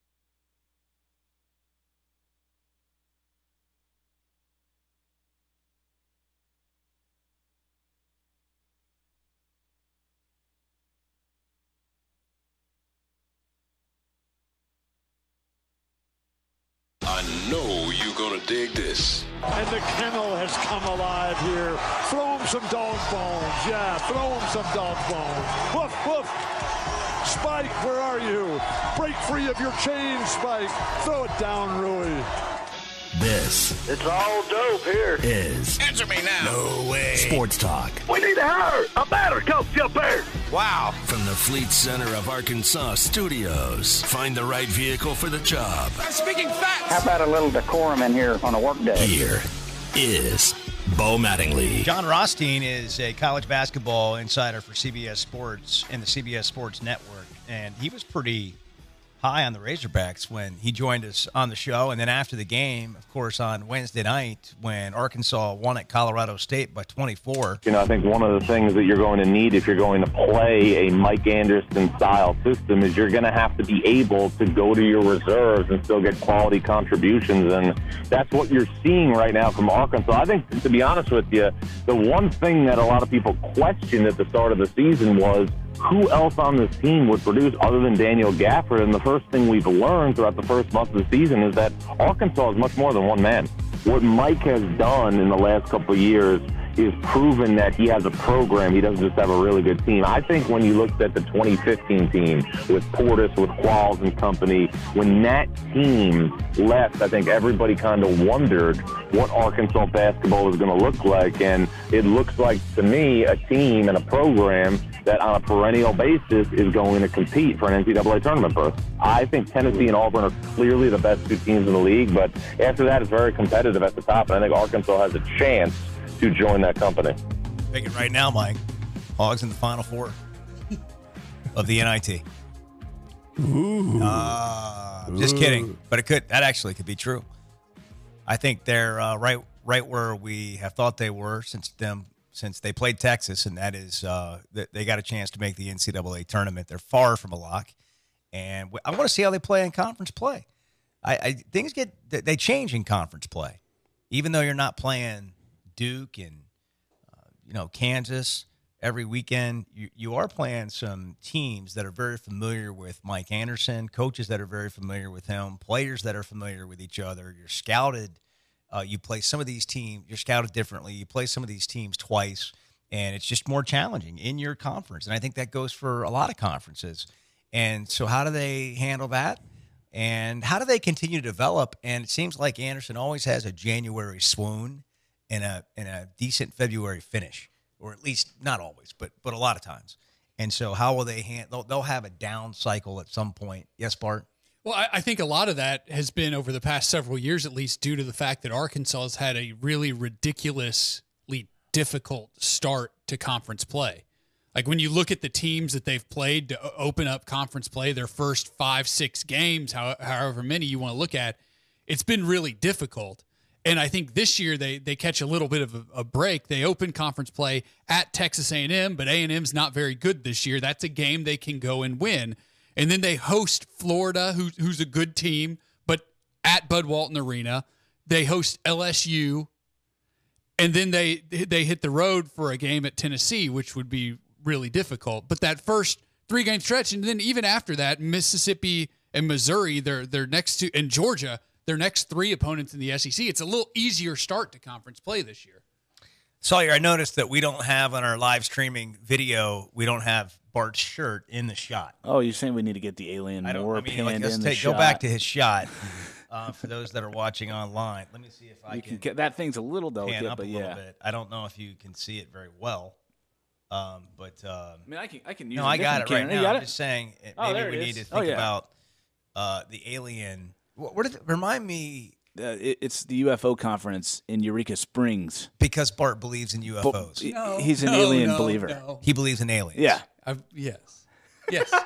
He believes in aliens. Wait, yeah. So you're saying you believe in aliens. You last time you just said that you wouldn't rule out the possibility of them existing. Well, no. So somebody got you a UFO conference shirt from Eureka Springs. Yeah. By the way, that shot of you is not very flattering. I don't ever really. It's hard for me to. He's looking at the wall. I have a monitor behind me, and I can kind of because it's a little bit delayed. You got to follow this. Like when you're bored at work, you got to check this out. Oh, yeah. How do people check out this live stream? This video. You can go to live Sport and stream Story YouTube, and it's there on our live stream. And then it's that sport with the and sign. It's and sign. No, it's not. Here's the easiest way to do it. Go to our Twitter page, and you can watch us on Periscope. We also have the link to our YouTube page, so you can subscribe to our YouTube page. What if you're not on Twitter? Then go to youtube.com/sportandstory. A&D. Okay. Anything else? Facebook? We are not currently streaming on Facebook. We're working on that. What's the holdup? It costs a little money to stream on Facebook. How much? Like $30 a month. They're really wanting you to pay for it. You asked, so I figured Mike, can you take a pay cut? I don't think you pay me that much. I'd be in negative territory. Oh, jeez. Got some trader bucks. Yeah. Oh, there we go. I really go for those trader bucks. Try that. Tony in Greenland on the T-Mobile Lister line. Hey, Tony, what's going on? Not much, man. How are y'all? Doing well, thanks. It's Greenwood, not Greenland. Well, I'm only as good as that's peaceful. I can read. Wow. Just throwing them we like to throw people under the bus around here. Why not? I'm sorry, Tony. It's my fault. I apologize. No problem. I was listening to earlier. You guys were talking about Connor Nolan from down here in Greenwood, and I know you're going to call me a homer and so on. Homer! And so forth, and that's fine, However, Connor Nolan can play both sports, and he can dominate in both sports. In college? At the SEC level? Yes, sir. Well, why didn't he dominate this year in football? Well, he didn't play all that much. But he didn't dominate when he played. Well, here's the thing, okay? She was there, redshirt, freshman, not redshirt freshman. He is now, but just give him.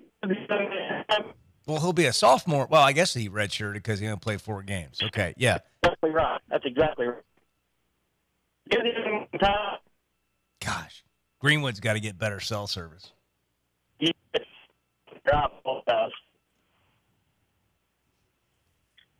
Testing 1, 2, 3. There? Testing. Hello. I heard hello. Okay. All right. I may be back now. Can you hear me? Yes, you're back. Yeah. Okay. Thank you. But yes, I truly believe that he can play both sports. Now, whether he'll be a dominant force one way or the other, I really believe he can do both and be a very dominant quarterback and dominant pitcher. But here's the thing. The coach up there for the baseball team, he said, well, he may get to pitch here and there and here and there, and that will be his decision. But I watched the young man, and listen, I've watched Tyler Wilson play. I've watched some great players in this area. I just feel like this guy is as good as he. I really do. Well, I don't doubt his talent. I think in today's game, you have to be really dialed in. And what Mike has already explained about Chad Morris is, there's no skipping any days on football. That's fact. That's a fact. And I think it's going to be really difficult to contribute to the baseball team if you're not skipping any days on football as a pitcher. Well, now, I mean, you can't go out. It doesn't mean you can't go out there and throw a few innings in a season. But I think that Arkansas is such a long way away at quarterback right now. Yes.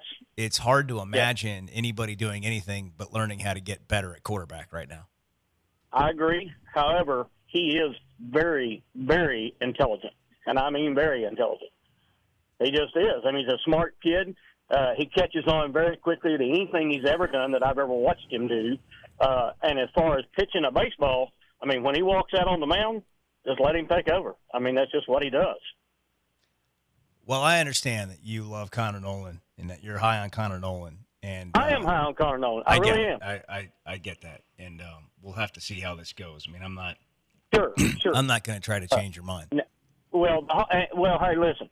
I feel like the Hogs will do – now, listen, I'm not predicting we're going to come out and win 8-10 games or anything like that, next season. However, it would not surprise me at all for us to go, undefeated in non-conference play and for us to win 2 SEC games and go to a bowl. It wouldn't surprise me in the least.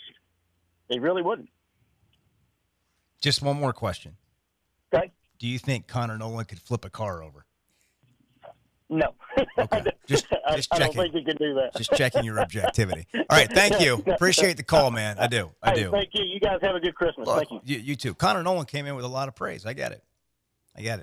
I think Arkansas's got a long way to go at quarterback. The baseball team does not have to have him. The football team does. He is their best option for next year right now as you look at it. I don't see anybody else. I haven't seen Jefferson, and so maybe he comes in. He's not going to be until summer, though. I know. Maybe he's that 1 in 100 to 500 high school freshman that comes out and does amazing things. We see it every once in a while, but it mostly doesn't happen. And this kid has played some in SEC games. I saw some stuff from him in that last game against Missouri that was encouraging. Wasn't great, but I saw that he has a quick release and that he can run pretty good. And you cannot take away from the fact that he played in some games under this system, under pressure. And that's what they don't have, is people who have run this offense under pressure. Just 2 guys really have done it in a significant amount of time, and that's he and Ty Story. So they need him, and they don't need him in baseball right now. They got plenty of pitchers over there. The football team needs him a whole lot more than the baseball team needs him. I keep promising dope or nope. We'll do it next. Jimmy Dykes will join us at the bottom of the hour. Be honest, when I asked if he could flip a car over, what did you think the guy was going to say? Yes. Yeah, he was. I don't know if he would say totally yes, but he thought about give him it. a chance. He might be able to do it. Brought to you from, we're coming to you from the Fleet Center Studios. Fleet Center of Arkansas, your #1 source for all your commercial truck needs, and now through the 16th of this month. Fleet Center is hosting a toy drive benefiting Arkansas Children's Hospital. Bring in a toy with a value of $25 and receive $500 toward your down payment. 2 toys will get you $1,000. Stop by Fleet Center of Arkansas in Rogers off Hudson Road and find the right pre-owned vehicle for the job. You can browse their inventory online at fleetcenterllc.com. This is Sports Talk with Bo Mattingly. Streaming live on sportandstory.com.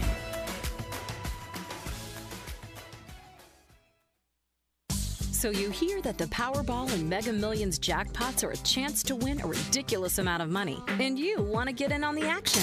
The Quick Pick option makes getting a ticket simple and fast. Just stop by your Arkansas Scholarship Lottery retail store and ask the cashier for a quick pick. Your computer-generated numbers are printed out in seconds, so play your lucky numbers or play it quick. Just play. Either way could be your ticket to more. Call 1-800-522-4700 for Problem Gambling Helpline.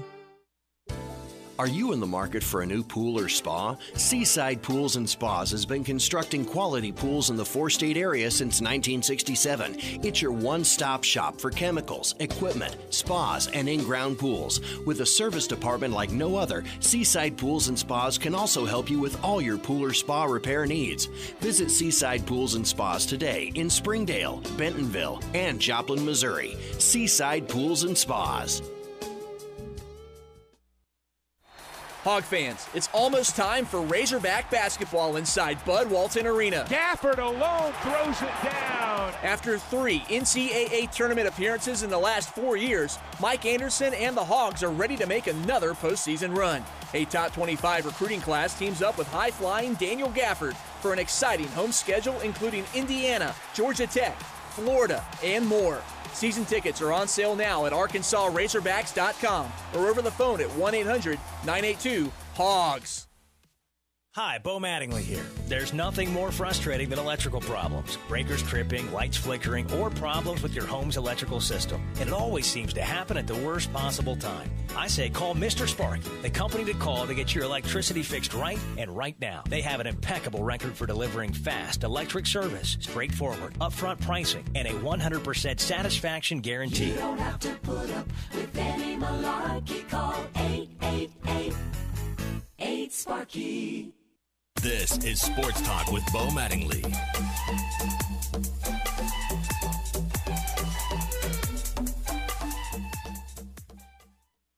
Mike Locksley, our guest. Coach, great to visit with you.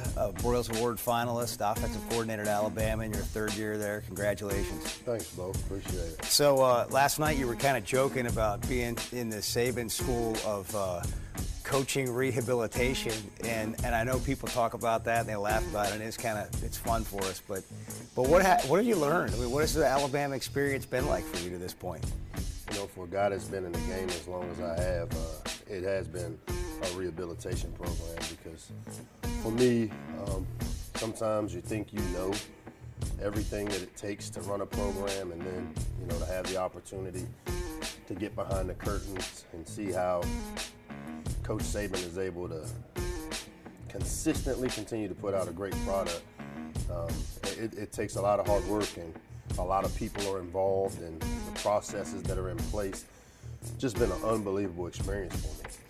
You know, being there and seeing a little bit of it myself, I just was amazed, even though I had heard about the consistency of the routine and the process.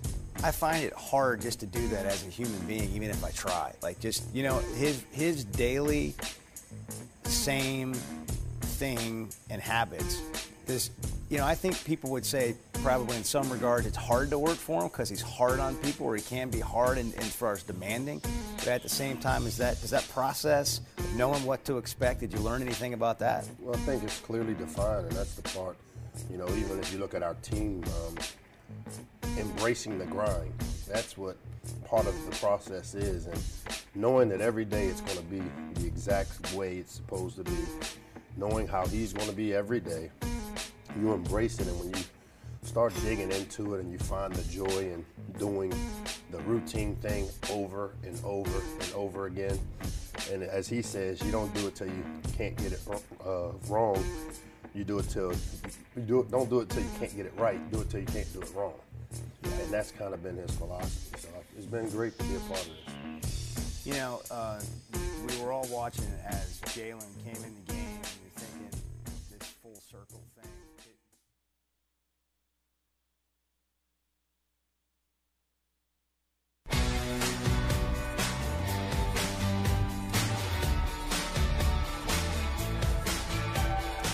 You are dialed into Sports Talk. Got something to say? Join the show by calling the T-Mobile listener line at 877-447-4040. Join America's best unlimited network. T-Mobile, here is Bo Mattingly. All right, we're not going to waste any more time. We're going to play Dope or No because it entertains me. It's the only. I don't know if anybody else likes it. Does anybody else like it? I love this game. I love hearing Mike on this stuff. What'd you say, Bart? I said I'm a fan. You are? Yes. Okay. All right. Let's play. You ready to hit it? It's dope. Or nope. All right, Mike, here we go. Dope or nope? Aliens. That's pretty dope. I and believe Bart. that Dope. we You have don't to be see on them, dope. but they're there.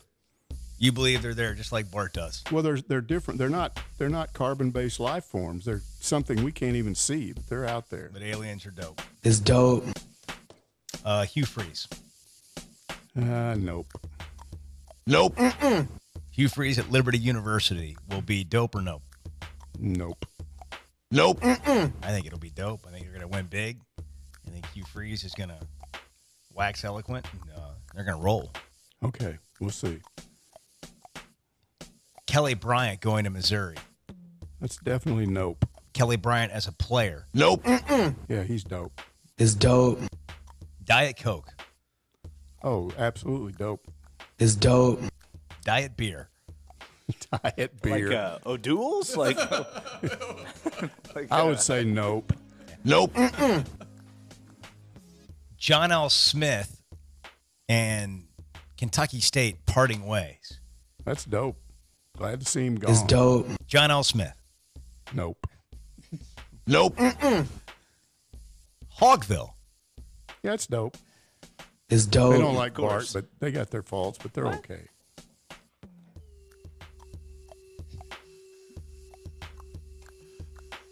Bart Pullman. He's mostly dope. There was a hesitation. Is dope. Mostly. There's a little too much hesitation there for me. Tanning beds. Nope. Nope. A Caribbean island this time of year. Oh, dope. Is dope. So you would lay out on the beach in a Caribbean He's already island. dressed. He's got like the Caribbean You got like, a shirt Hawaiian on. shirt on today. That's It's just, true. I put the shirt on to convince myself it's warm. He's on vacation. Instagram. I guess it's dope. I don't do Instagram. I think it's for younger people. But Is it dope or nope to you? It's dope, I guess. Is dope. He's struggling with whether it is or not. Board games. Nope, I don't do that. No board games for you? No. Really? No. You seem like you would be like a You're really Ebenezer Scrooge, competitive man. You're board Scrooge. game player. No, I did that when I was a kid. I don't do it now. You don't. What about dominoes? No. You don't play dominoes? Poker, No. cards, Nope. anything like that? No cards. No cards? Nope. No. Uno? No. Scrabble? Nope. None of that stuff. Candy Crush. What is that? Lindsay Golf Management and Sports Talk with Bo proudly presents the Pro Golf Update. Like we had to interrupt this Alyssa. scheduling. Tiger Woods Scheduling not conflict. playing golf this week. Back to you, Bo. Thank you. Alyssa plays this game on her cell phone during the game day show when she's bored. And I call it critters because I don't know what it really is. Got all these little toadstools and I don't know what that is, Mike. I see you're playing it all the these time, little too. crazy vermin that you'd see in a freaking garage or something or a garden. I don't know. I don't know what it is. We'll resume a dope or nope in a moment. Okay. The Lindsay Management Pro Golf Update. Enjoy golf. Come and live at a Links apartment community and love where you live and play. Free golf privileges, a resort-style pool, a fitness center, and more. 9-hole courses offering you challenging and quality golf right outside your front door. It's all that you need and want. They've got it. Visit lindsaymanagement.com today for a complete list of vocations. Let's go back to dope or nope. I like that. Tanning beds. I'm kidding. Candy canes. Nope. I don't Nope. do that. You do for fun, Mike. Not candy canes. I like chocolate. Chocolate Oh, it's dope. is dope. Christmas decorations all around the house. Yeah, okay. That was a severe sigh. I don't want to be a Grinch. Scrooge. You don't play board games. I You're don't- already a Grinch. You got to say it, Mike. If somebody puts them up, it's dope. If I have to, it's no. Okay. You got to answer it one way. Christmas decorations Okay, all dope. around the house. Is dope. Eggnog. That's dope. Is dope. The movie It's a Wonderful Life. That's dope. It's dope. All right, I'm coming to an end here. Steam room. Oh, that's nope. That's like disgusting. That's a beautiful thing this time Steam of rooms year. are pretty sweet. Dry skin. No, whole not deal. unless you're the only steam one in room. there. Okay. What about wait? If you're the only one in the steam room, it's not dope. No, it is dope. It is dope. Okay, But I can if follow. you've got I thought if there's yeah. other dudes in there, it's nope. It's dope. Okay, I got you.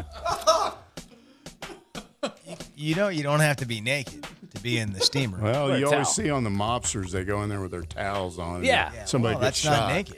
Somebody gets That's why you don't want to be Nope. there alone, or you do want to be. Yeah, there I don't alone want to 'cause get. you don't I don't want to get shot? popped in the head with a gun. You know. I mean, Tim might be in there. You know. Yeah, I'd avoid that. All right, last one, Mike. Jazzercise. Yeah, well, I've never done that, but I'll say dope just because of the connection that somebody I work with has with Jazzercise. Oh, really? It's dope. What's that? Well, just somebody that I know, their wife does that. It's dope. You can't make any of this up. That's why we do dope or nope. That's just great. don't know what That's Mike's fun. gonna. I'm not gonna go with what somebody wrote down here. I'm not gonna ask if yoga pants are dope or nope. That would be nope. Yeah. Okay. I'm not sure I believe you. What to watch is brought to you by Foghorns. You excited about what's on television this weekend, Mike? Could be. Depends on what it is. Army Navy. Nah. What? I don't get into that. Oh my gosh! It's the only football game on. Ebenezer over here. What in the world? You're not allowed to say that in this country. That game doesn't do anything. You know what social media would do to you if you went on social and said, I'm not for this Army Navy crap. Well, I didn't say ban it. I just don't watch it myself. I don't watch this. I don't do this. Bunch of crap. Like, make you a little video of I would that rather- and post it and if see there- how that goes if over. there were a good You will college- be, like, that will go viral. And you'll be shredded on Good Morning America before you wake up tomorrow. If there were a good college basketball game on, I would watch it way more than that thing. This is unbelievable. I don't think you understand. This is worse than saying you don't like hot dogs or hamburgers in America. I don't. This is like you not being for July 4th. It's very similar. Like, I don't do fireworks. I don't do that holiday. The red, white, and blue kind of annoys me. It's Army Navy, Mike. Look at that.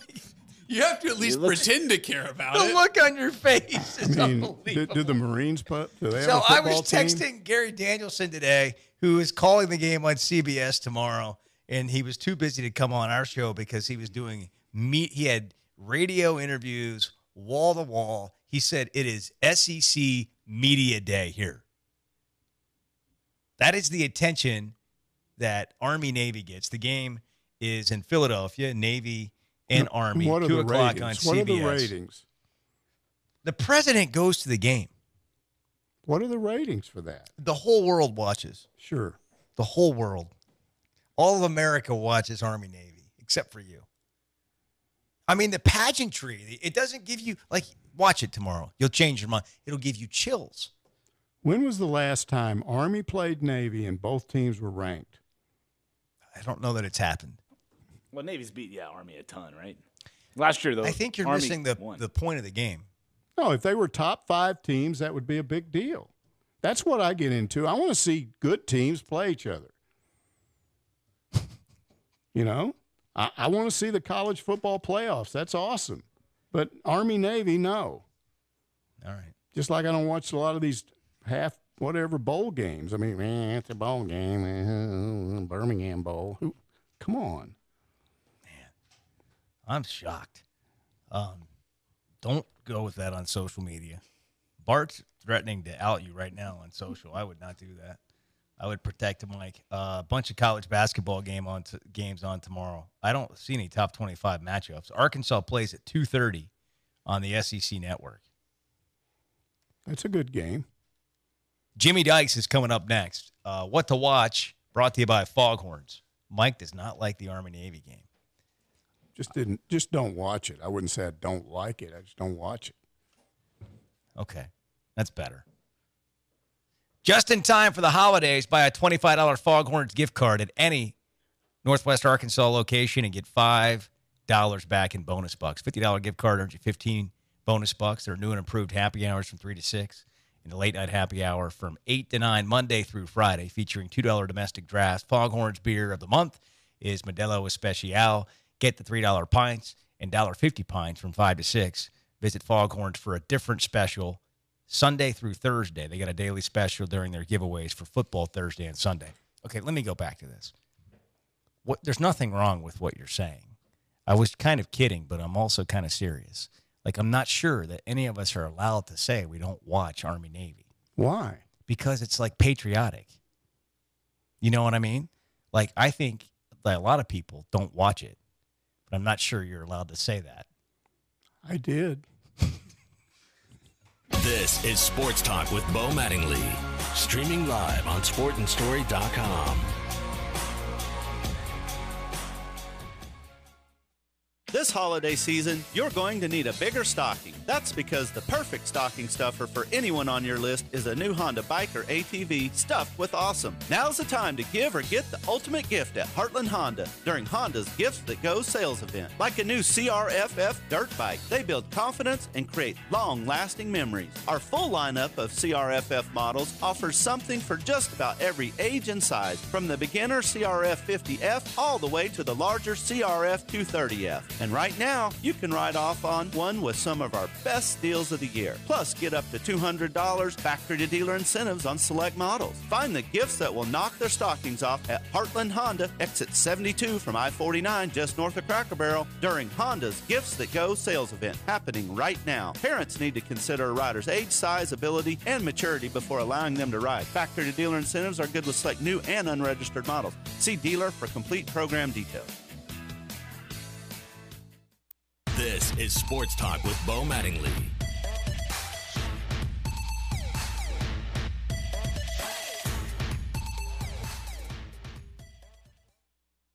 Football's always been that outlet for me. It's helped our family heal because it's the one common denominator. All my boys played sports. My youngest is my daughter. She plays sports. So the athletic community as a whole really helped us get through a tough time. What do people not know or understand or fully get to see about being a football coach? I think the day-to-day relationships. I mean, I left that banquet of the dinner last night, and I get a text message from Josh Jacobs, our running back, saying, "Hey, Coach, you got a second? I want to talk for a minute." And just to get a text from Josh Jacobs at 10:30 because he has things going on that he wants to bounce off and maybe get my thoughts on it, was just for you to say that, it kind of brought that to my mind. But and those relationships are real. That's the part of coaching that people don't understand. And we become surrogate parents to these kids, and these kids have a lot of things on their plate these days, and they need the mentorship, and that's the part I most enjoy. I don't know if you've ever been asked to do this, but Mike, can you make the case for Tua to win the Heisman? Oh man, that's a Nick Saban deal. That's out of my pay grade, but I know this. The impact that he has had on our team, it shows. He's a guy that has distributed the ball. He makes the players around him better, very similar to the great ones that have done this in different areas of sport. Always look at a player and how they impact their teammates. And if you just look at the distribution of the ball on our side of the ball on offense, I mean, the kid is amazing and very humble leader. People gravitate toward him. The personality's there, and very, very talented. The most talented quarterback that I've been around. Toughest part and most enjoyable part of working for Coach Saban? The toughest part is probably, the expectations, man. When you coach at Alabama or when you coach for Coach Saban, the expectation of making sure that every I is dotted and every T is crossed, it can break you down if you're not a guy that's able to embrace it or handle it. I think I handle it well. But there are times where, man, this guy is a machine in terms of how he approaches and thinks things through. So anticipating what he wants or what he wants us to do sometimes is the tough part. The great part is every day sitting in there watching probably one of the greatest coaches in college football history, or maybe coaches in general, getting to sit there every day, take notes and learn and see how he's been able to develop a program to where this program is going. Does that excite you about being a head coach potentially again? No doubt, to see if to be able to implement some of these processes and knowing that they're tested, they're bulletproof in terms of their ability to be successful. A lot of people obviously have come from under the tree, have tried to implement them, and some to a degree better than others. But to me, yeah, that would be exciting. And finally, what will it take for Alabama to be able to finish this run that it's currently on? Well, I mean, I think for us, and Coach said it best, the season is over for us. This is a whole different season. So we start back from scratch with basically fundamental practices, fundamental installations. We finished the regular season, and now we're in our playoffs.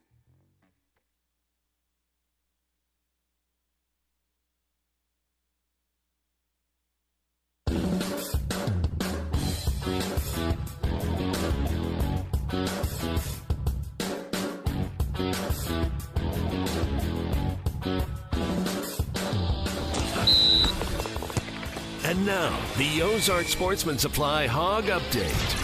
We talked about having an opportunity to develop our bench, and the only way they're going to develop is through practice and having an opportunity to play in games and play in meaningful minutes. And these guys have taken that and they're playing with a lot of confidence right now. You see different guys stepping up in different stages. Arkansas's bench scoring 38 points against Colorado State on Wednesday. Here's CBS's John Rosting. I think one of the things that you're going to need if you're going to play a Mike Anderson-style system is you're going to have to be able to go to your reserves and still get quality contributions, and that's what you're seeing right now from Arkansas. I think, to be honest with you, the one thing that a lot of people questioned at the start of the season was who else on this team would produce other than Daniel Gafford, and the first thing we've learned throughout the first month of the season is that Arkansas is much more than one man. Arkansas back at the Bud Saturday, hosting Western Kentucky. Tip-off at 2:30 on the SEC Network. And the women are on the road to play Abilene Christian. They tip off Saturday at 1 p.m. I'm Melissa Orange for the Pig Trail Nation, and that's your Hog Update. Here is Bo Mattingly. Thanks for listening to the updates brought to you by Ozark Sportsman Supply, Highway 412 west of Springdale in Tawnytown. It's the Make Christmas Great Again sale all weekend long. Every customer through the door will get a chance to win. And with the purchase, they'll receive extra chances to win. Stuff like the Smith & Wesson M&P 2.0 handgun worth $500. They're giving a bow, an Elite compound bow. That's worth $1,000. A whole bunch of other giveaways, too, to go with all the savings, like gun safes up to $500 off, deer stands and towers up to 45% off, camo up to 50% off. Lots of great deals this weekend at Ozark Sportsman Supply, Highway 412 west of Springdale in Tawnytown. Let's go to the First Security Bank hotline and talk some hoops with ESPN's Jimmy Dykes. Jimmy is going to be in Alabama calling their game with Arizona on Sunday. Jimmy, I don't know how you feel about Mike Irwin, but we just found out that he does not watch the Army-Navy football game. And well, I don't know what to think. That's un-American. That's what I thought. That shocks me. Yeah, that's un-American. It's almost as rude as the guy downstairs at the hotel here in Tuscaloosa. I go to check in about 30 minutes ago. And he says, I need to see your ID to make sure. Here's my ID. He goes, oh, you're from Arkansas. They have a football team there? I thought that was rude. Yeah, it's the team that for the last 11 or 12 years has added to your resume of wins. I took my Hilton goodies bag and went straight to my room. Yeah. I was going to say, not watching Army-Navy is almost as rude as not watching Jimmy Dykes back in the day watch Joey Chestnut eat hot dogs. Yeah, on ESPN. Yeah. If you're not doing those two things, I don't know. I don't know who you are. A lot of prayer in your life. That's yeah, right. You gotta exactly get back to your fundamentals of being an American. And just like rude, in Alabama, I'm telling you, they are rude in Tuscaloosa. Rude. I tell you, that's what winning does for you. Just makes you bold and rude. Did you look at him and say, "Good luck in the Heisman tomorrow night"? No, because I got on the elevator. I got on the elevator what I'm pretty sure was going to be the next Heisman Trophy winner. Like, I'm pretty sure the kid is here with his family for a visit, and there was barely room for him in the elevator and me. Like, you see those kind of guys that they put out there as an offensive lineman? Yeah. Yeah. He had his own elevator, and I just kind of got on with him. And his mom and dad couldn't get on, and we just rode up, and I got off. And yeah, I'm pretty sure. Awesome. I'm pretty sure we'll see him in W. Donald Reynolds Razorback Stadium, whatever it is, one of these days, wearing like number 79. This is behind the scenes happening now. And the 7 and the 9 will be stretched so far apart you could put another number in between. Like, that's how big this guy was. I can only imagine. I'm standing there with my Hilton goodies bag, like. Right. I got my 2 bottled waters right here. Jimmy Dykes is with us, and we're going to talk basketball. Maybe. No, we're not. We're just going to keep talking about this kind of stuff. That's awesome. Maybe you can get that guy on the horn with us. All right, Jimmy. Arkansas, I've been pleasantly surprised. What do you do with Arkansas at this point in the season? They're 6-1. I mean, it's not like they've played Duke and Kansas or whatever, but they have done a really pretty good job, and they look like a team that's got some pieces that work well in a Mike Anderson coach team. I've been really impressed with them. Like, they're the one team out of the SEC that has exceeded my expectations, or maybe even, I'm not going to say theirs, because I think they always believe in the product they're going to put on the floor. And they're a opening night overtime loss away from being ranked right now. I really feel like had they won that game, and they had it, they didn't execute with a minute to go and things down the stretch, but they've learned from it. They're a good team now. I feel very confident looking at their schedule. I don't have it in front of me right now, that they're going to be 14-1 when they head to Tennessee. I think that will be their 3rd conference game of the year, or 4th, because they're better than everybody right now they have left in their non-conference schedule, including tomorrow. Western Kentucky is good enough to beat them, but Arkansas is a better team. And I expect Arkansas to rattle off the rest of their wins in non-conference. Bo, I think they start up at Texas A&M, and that's a game that they should win this year. I've seen A&M; they're having a down year, a major rebuilding job going on down there. They come home to face, I believe, Florida and LSU, and in Bud Walton, Arkansas is going to be favored in those games. I think they'll be ranked and rolling high. And Wow. Gafford's still such a difference maker, but we all questioned in the beginning of the year, is like, everybody kept asking me, what do you think about Arkansas? I said, I don't know what they're going to have besides Gafford, because we didn't know. We didn't know. I saw Isaiah Joe in high school, and I could see he could really shoot the ball, but you don't know how that's going to translate. And we still don't know for sure how it's going to hold up in the SEC, because he's not a real strong physical kid, but, man, he can shoot it. And Mason can shoot it. And I love the point guard. Like, to me, he's one of the best point guards Mike's had, just in terms of how to run a team and take care of the ball and make winning plays. And they're good. I'm telling you, that's a good basketball team. Really? Yeah, that's a big statement. And you paint an interesting picture. I think a lot of Razorback fans might look at the schedule and look at Florida and LSU at Bud Walton Arena and just say, yikes, especially Florida. I think Florida and LSU, you're going to say yikes. I've seen Florida. I had them in the Bahamas, and they're really trying to find themselves, Bo. They're just not in rhythm. They're the Jalen Hudson kid that came back and tested the waters in the NBA. He's getting very few minutes right now, and Mike's having to play some young guards, and they're not as good as Arkansas right now. That could change in the next month, and that's a big part of college basketball, is who gets better during the course of the season. But I just know what Bud Walton feels like, and I think the fans are rallying around and seeing, hey, we got a chance this year to have a heck of a basketball team and be a major player in the SEC. And I just don't see Arkansas losing in that building. Gafford's too good. Those guards are too good. The point guard, like I said, is too steady. And I texted Mike earlier in the week and said, this might be my favorite team that you've had at Arkansas, because the ball moves, man. Like, it's not stuck. It doesn't get passed to somebody and they hold it for 3 seconds, just jump up and shoot. The ball moves. The players move. They defend. They play with energy. They have depth.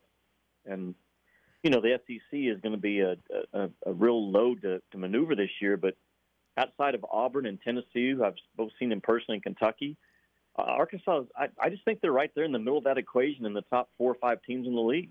I might be wrong. I'm just saying what I've seen so far from the league, what I've seen from Arkansas. Yeah, I agree in terms – you've seen a lot more of the league than I have, but just watching Arkansas, I mean, I feel the same way about the way they play and the way they defend. And the other thing is I'm not saying these guys don't have star power, but it feels like that there's a lot of similar players to the team. And when you say depth, it's that you know, it's I feel like they're interchangeable and they can go deep in that way. Yes. I mean, we're all just kind of getting introduced to him. Like is it Embry Simpson? Is that his name? Yeah, Keyshawn. Yeah, I'm watching the Colorado State game. Like, who is this guy? And he's making shots and playing well, and Bailey knows his role. And you know, they're a team that they're very connected, and that's a key word. Yeah. In college ball, like they're connected. They know how they have to play to win games. And probably half the teams out of the 353 that we have right now, they still can't answer that question. They're not connected, and if you ask them going into the game, how does your team have to play to win? You have 14 guys in the locker room, you might get 12 different answers. I think Arkansas they would all ring the bell. Probably 13 out of the 14 would give the same answer. They know the style and how they have to play and who's getting the shots and all those things. And tell you what, that's not easy to accomplish with a young team like Mike has. Normally that takes a while if you ever get it that first year. And they don't look at all like a young team. Like when you watch them play, they look like they've played together for a couple of years. Like I said, the ball moves. There's no unselfishness. And if they can keep that going now, they're going to be hard to beat. They really are. And a lot of them have played together for a while in summer ball, which is interesting with some of the new guys. Jimmy Dykes with us, ESPN college basketball analyst. Who's going to give them problems? What kind of team gives them problems? You know, might be the only concern for the Western Kentucky game is the Bassey kid, who's a freshman projected as a top 10 or 15 pick right now. If he were to get Gafford in quick foul trouble, and Western Kentucky can get that guy the ball, then Arkansas could struggle with that. But I don't see it happening. You know, Arkansas, you have to have good guards to beat them because of the pressure and how they kind of randomly get after you and surprise trap you some. So I look at teams in the league that have experienced guards. Auburn I think they could win the whole thing, not only the SEC, but the national championship, because they have older guards. Harper and Brown are old kids, man, they're old, but they're very, very good. You know, so to answer your question, it's going to have a team that has good guards, but older guards in Arkansas. And Tennessee has older guards, and Auburn has older guards. LSU is still pretty young at that spot. Mississippi State has older guards, so it'll be a team like that. It's not going to be a young team. It's not going to be a young team. Arkansas plays too old to be that young, to be beaten by a young team, if that makes sense. Yeah, the early returns from Jimmy Dykes on Arkansas are good. We'll keep an eye on them. Things change as the season progresses, or at least they can. And so we'll continue talking about it weekly throughout the year, and looking forward to doing that again. Man, thanks for hopping on with us. Lay low in Tuscaloosa. Move about at your own peril. I'm trying to think of my response when I walk out to dinner tonight to the guy at the front desk. I'm not sure what I'm going to come up with yet, but it'll be something. You might put that out on social media and see what kind of returns you get. Yeah, ask them if they have a baseball team here. You guys got a baseball team here? Just walk off with my bottle. I would stay out of the football conversation. Yeah, I probably need to stay out of that one. Yeah. Hey, aren't you glad you have Jalen Hurts now? We go. Might try that. Yeah. Yes, I'll go with that. And back on the Christmas list. All right, Jimmy. Thanks so much, man. Appreciate it. See you, man. All right, appreciate bye-bye. it. All guests join us on the First Security Bank hotline. He's the best at college basketball analysis. I don't know why he went and screwed around with coaching for a while, but it's good to have Jimmy back. And confirmed that Mike's an American, not watching Army-Navy or the hot dog eating contest on July 4th. Hey, help make Christmas a bit brighter for nearly 4,500 Arkansas children in foster care from now through December 15th. Restore Hope Arkansas and Red Door Tables invite you to drop off a monetary gift card, or a new unwrapped toy at any First Security banking location. By the way, if there's any milk or bread left in the state of Arkansas, you haven't done your job. This is Sports Talk with Bo Mattingly. Streaming live on sportandstory.com.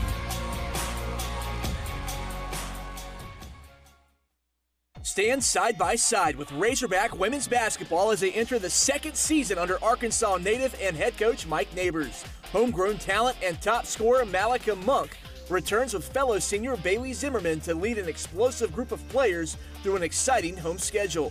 Season tickets are on sale now, starting at $45 and include a special gift, a chrome metal license plate frame.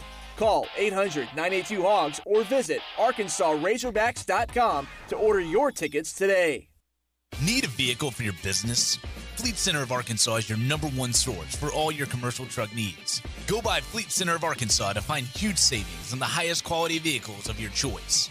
Fleet Center of Arkansas is dedicated to providing quality pre-owned vehicles with a full array of financing options to meet your needs. Stop by Fleet Center of Arkansas in Rogers off Hudson Road and find the right vehicle for the job. View inventory online at FleetCenterLLC.com. What's your more? Maybe it's more days in flip-flops, on a beach that you own, in the Caymans. Whatever you'd like more of, Mega Millions from the Arkansas Scholarship Lottery can turn those dreams into reality. And the next drawing is for more than $220 million. So go to your local lottery retailer and get your ticket to more today. This is winning. Call 1-800-522-4700 for Problem Gambling Helpline. Lindsay Golf Courses range from 27-hole championship to 9-hole par 3s and are making a presence in affordable country club memberships for both individuals and families. Our challenging courses and extensive amenities are designed to attract golfers of all ability levels and offer recreational and social opportunities for members. In Bryant, Hurricane Golf and Country Club.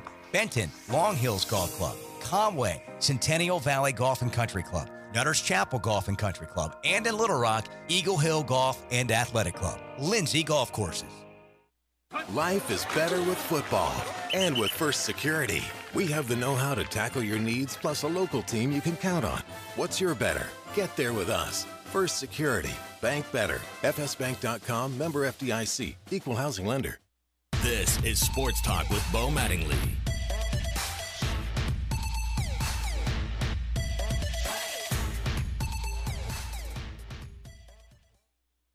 How about Hugh Freeze? Are we going to see Hugh Freeze coaching college football this year anywhere?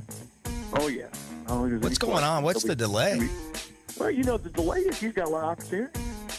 I talked to you just recently. He's talked to Tennessee. He's talked to Auburn. He's talked to Florida State.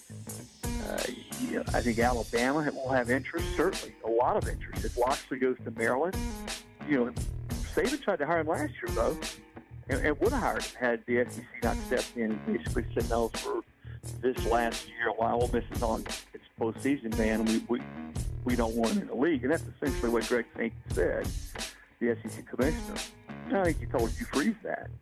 Liberty University has talked with him as well about its head coaching opportunity. I think Hugh's in probably a good spot right now. What's a better spot for him? Liberty as a head coach or an OC job at a big school? I think it depends on whether he really wants to be a head coach right now. If he's just as dead set on being a head coach, maybe you go there. Liberty's got great facilities. But I think if he wants to sort of continue on that trajectory and have a chance to be a head coach quickly at a big-time school, to me it's hard to say no to Alabama if they call him.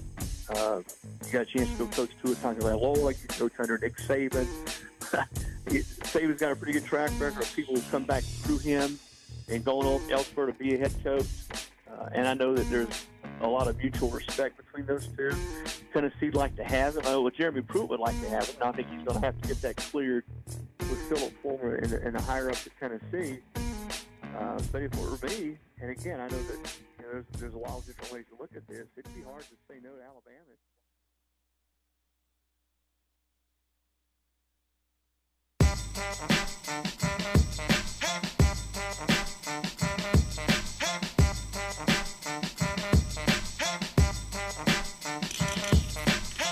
You are dialed into Sports Talk. Got something to say? Join the show by calling the T-Mobile listener line at 877-447-4040. Join America's best unlimited network, T-Mobile.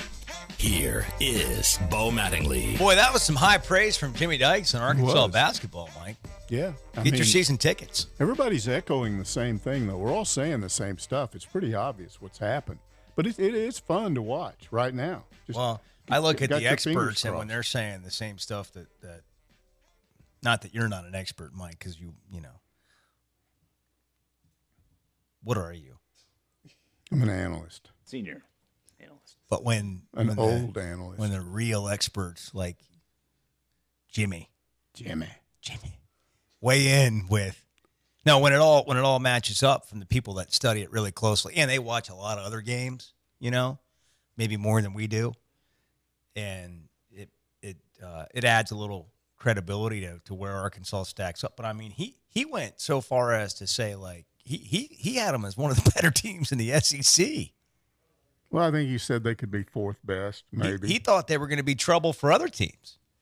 And they'll hit a lull. Look, it's not going to all be sunshine. There'll be some moments. But it sure looks like there's a chemistry to this team early that it takes a while for a lot of teams to get. You are listening to Sports Talk, produced by Bart Pullman, directed by Sire Radler. Want the latest commentary, interviews, takes, and phone calls? Anytime, anywhere. Check out Sports Talk Primetime, Arkansas's premier sports talk podcast. Find it on iTunes or online at sportsandstory.com. Life is better with basketball. And with First Security. We have the know-how to assist with your needs, plus a local team you could count on. What's your better? Get there with us. First Security. Bank better. FSbank.com, member FDIC, equal housing lender.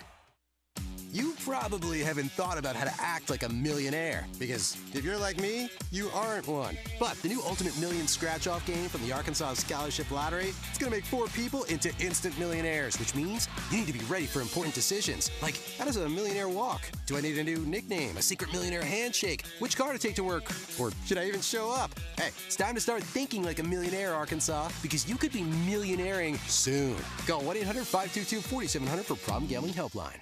Hi, Bo Mattingly here. There's nothing more frustrating than electrical problems. Breakers tripping, lights flickering, or problems with your home's electrical system. And it always seems to happen at the worst possible time. I say call Mr. Sparky, the company to call to get your electricity fixed right and right now. They have an impeccable record for delivering fast electric service, straightforward, upfront pricing, and a 100% satisfaction guarantee. You don't have to put up with any malarkey. Call 888-8-SPARKY. Are you in the market for a new pool or spa? Seaside Pools and Spas has been constructing quality pools in the 4-state area since 1967. It's your one-stop shop for chemicals, equipment, spas, and in-ground pools. With a service department like no other, Seaside Pools and Spas can also help you with all your pool or spa repair needs. Visit Seaside Pools and Spas today in Springdale, Bentonville, and Joplin, Missouri. Seaside Pools and Spas. This is Sports Talk with Bo Mattingly.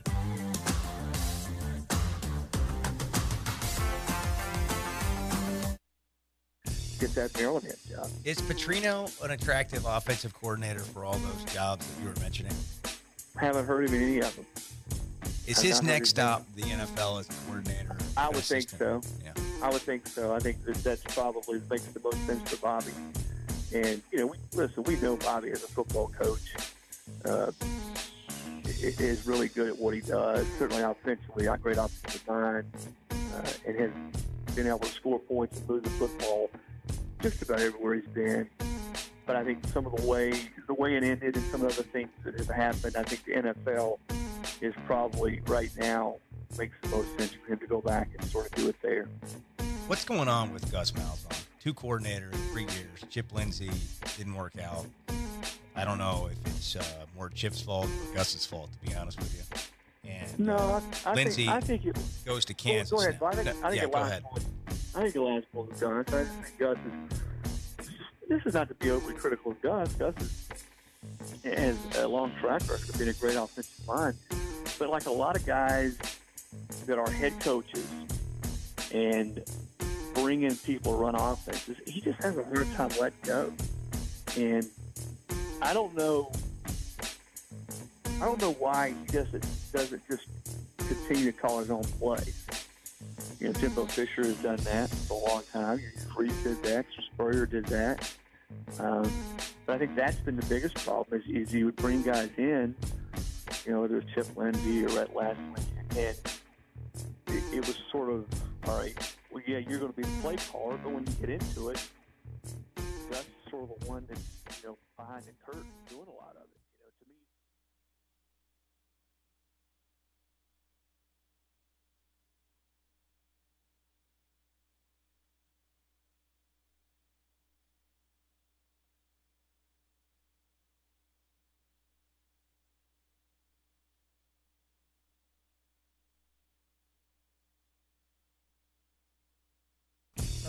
Coach, tempo-wise, I know you weren't where you wanted to be. What went into that, and then where do you expect to maybe get with another off-season in spring? Well, you know, we came out in the spring and trying to run at a very fast pace, and thought we did that, tried to establish the foundation for doing that. As you got into the season and you realized, you know, where your strengths were, where your deficiencies were, you had to, at that point, adjust and adapt. And you know, we didn't go nearly as fast as we want to go, play it near the tempo that we want to play at. But we'll continue. We're not going to change who we are. We're going to continue to work that. We do that in practice, but you know, we'll continue as we get into spring ball to again knowing our roster, knowing them. They know us. They know what to expect. You know, the learning curve there of just getting to know what we have and what we have coming back and what's coming in will help dictate a lot of moving forward how we're going to grow that. Follow-up to Callaway, is his door still open for him to come back, or has he moved on? We'll get together on all that and visit on that more later. It's no secret that you guys are seeing Kelly Bryant tonight. If things don't work out with Bryant, do you anticipate continuing a search for another quarterback? Well, you know, I'm not at liberty to discuss, you know, any names, but we know that we've got to have consistency at all positions, and we've got to have.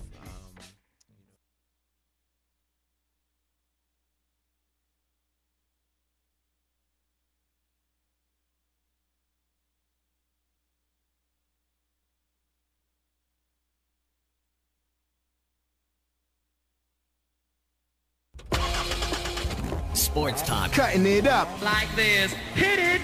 We're playing together as a team. Like people, like I seen on Twitter yesterday. I know Coach told me to stay off, but I seen this tweet about how this man had said that this is just not, you know, a Daniel Gafford team, and I agree with him.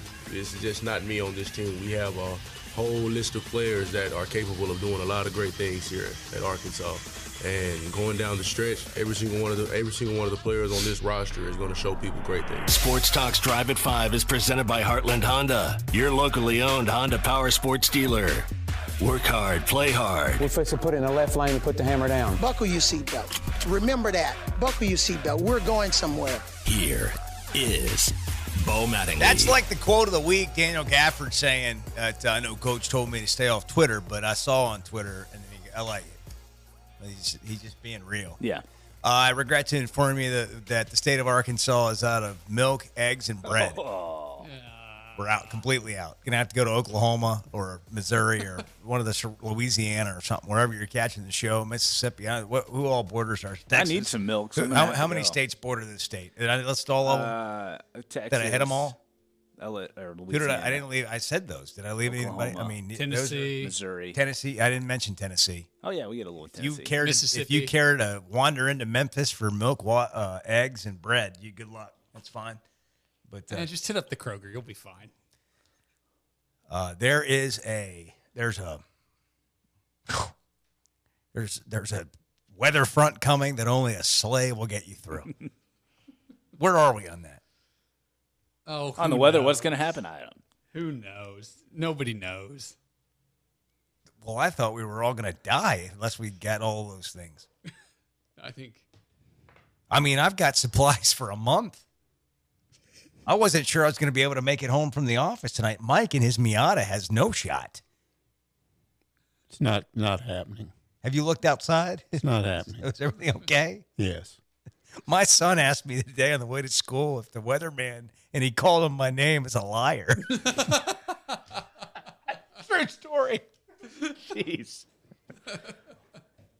I said, I don't think that's the way it is, son. Well, everybody said that, and now it's like, because the kids get excited they're going to be out of school, and they're not. They're hyped, yeah. And then when you find out you have kids. to go to school, he's a liar. All right, Fridays at 5 is coming up right now, but it's brought to you by Wolf Mountain. Looking for a getaway this winter? Wolf Mountain in Branson wants to provide you and your family with an adventure fun for everyone, and you don't need the snow for it to happen. Wolf Mountain invites you to try out their Snowflex, the largest synthetic snow tubing hill in the country.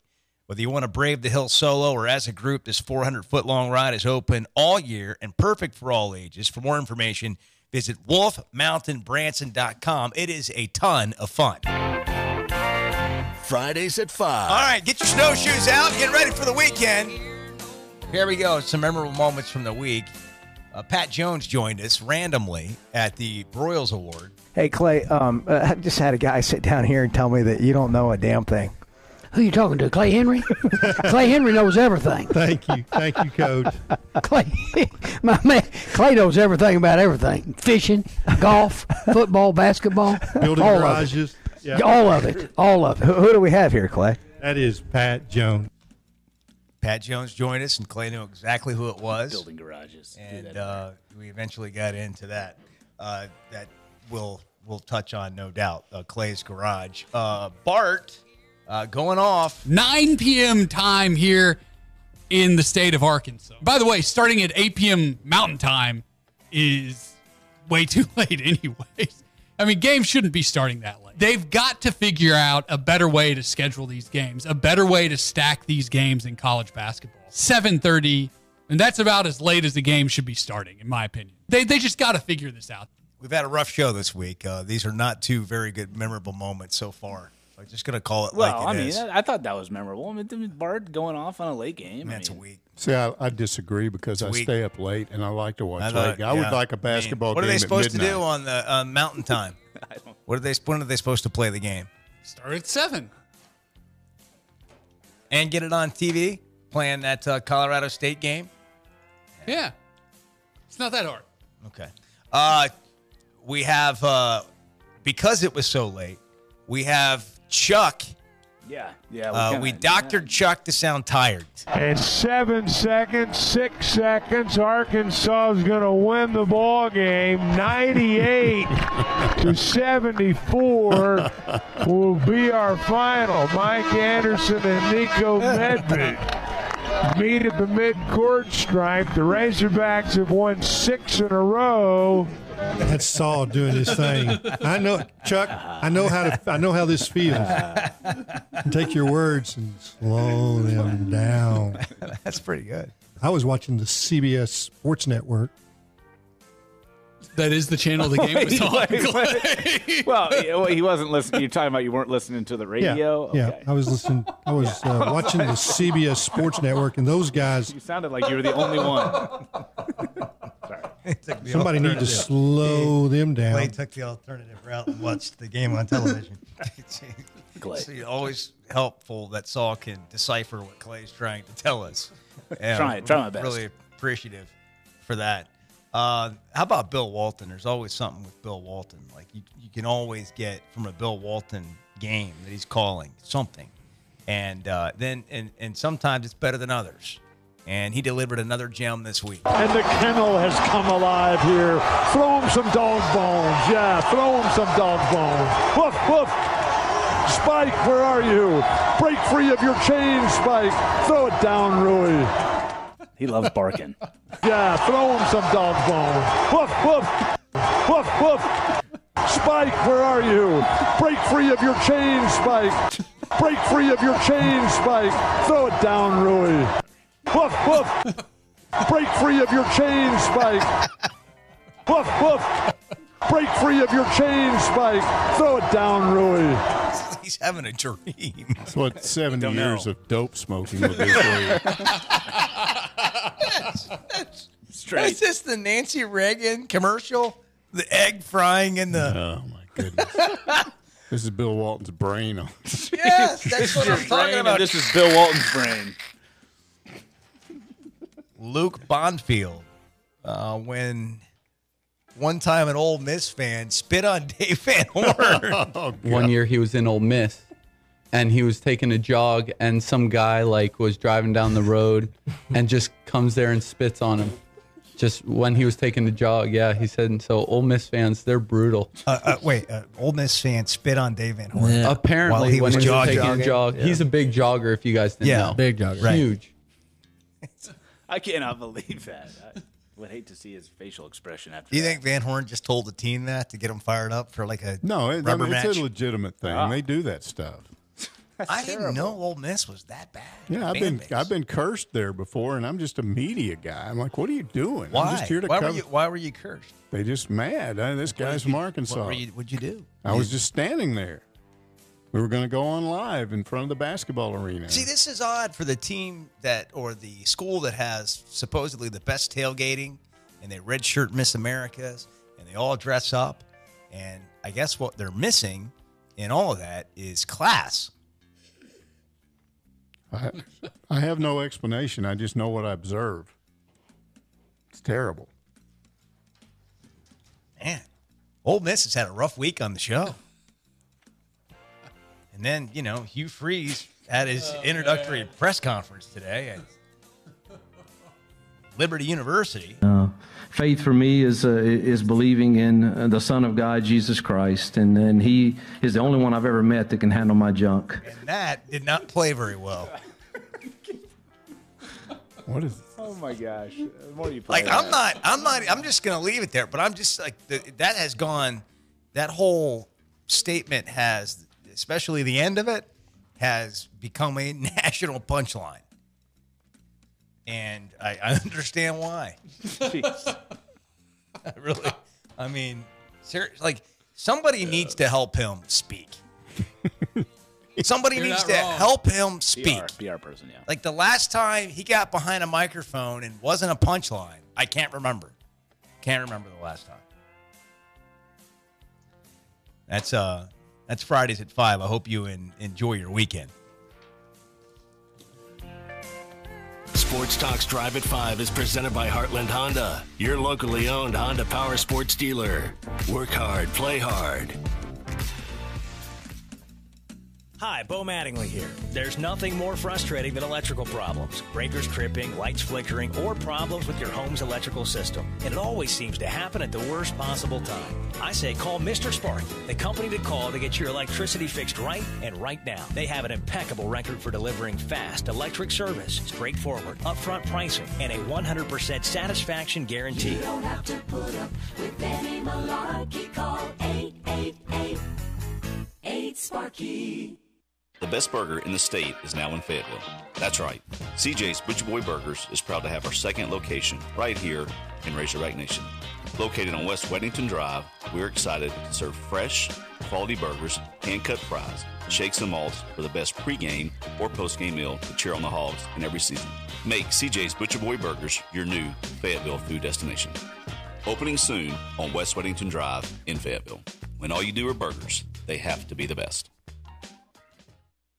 Life is better with basketball and with First Security. We have the know-how to assist with your needs, plus a local team you could count on. What's your better? Get there with us. First Security. Bank better. FSbank.com, member FDIC, equal housing lender. The holiday season is here, and T-Mobile is the perfect place to find the perfect gift, like the Samsung Galaxy S9. Right now, T-Mobile has some of the season's best deals on the hottest phones, which means there's never been a better time to get the Samsung Galaxy S9. But the holidays aren't going to last forever, and neither are these great deals. So don't miss your chance to get the perfect gift. Check out all the deals at T-Mobile.com or head to a T-Mobile store today. This is Sports Talk with Bo Mattingly.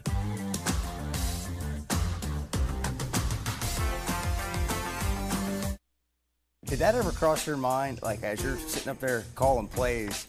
I know you're in the moment, you're in the game, but did that sneak in there anywhere where you're like, this is wild, as it's happening? Well, no, because again, everything that we do, we've done before, whether it's in practice, whether how we prepare our team, how we prepare the offense. So, our second quarterback is always prepared to go in and have to win a game for us because things like that occur. And fortunately for us, we've got a guy that's won 26, 27, however many games Jalen has won as a starter as our backup quarterback. And I mean, there wasn't any doubt of whether he could go out and do it. It's just a matter of would he do it.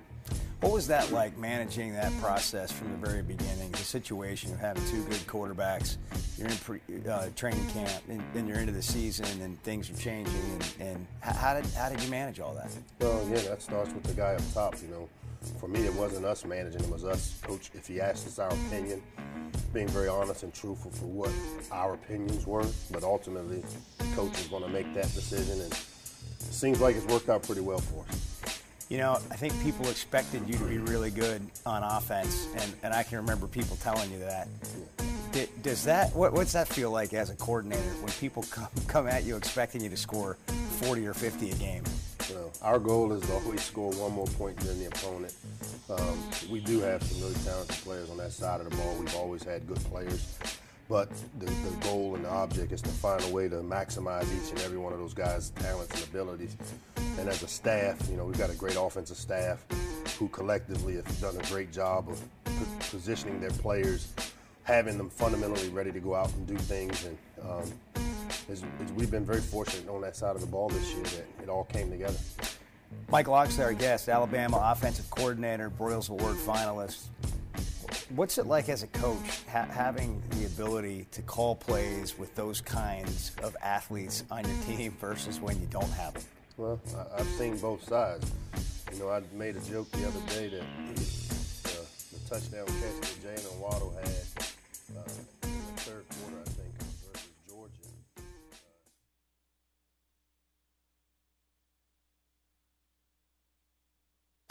Hit me with it. Just give it to me straight. The ball kind of popped out, but I put it back in. I didn't alter the ball in any way. I said, let's lose 11-5. And now it's time for Sports Talk's No Malarkey Minute.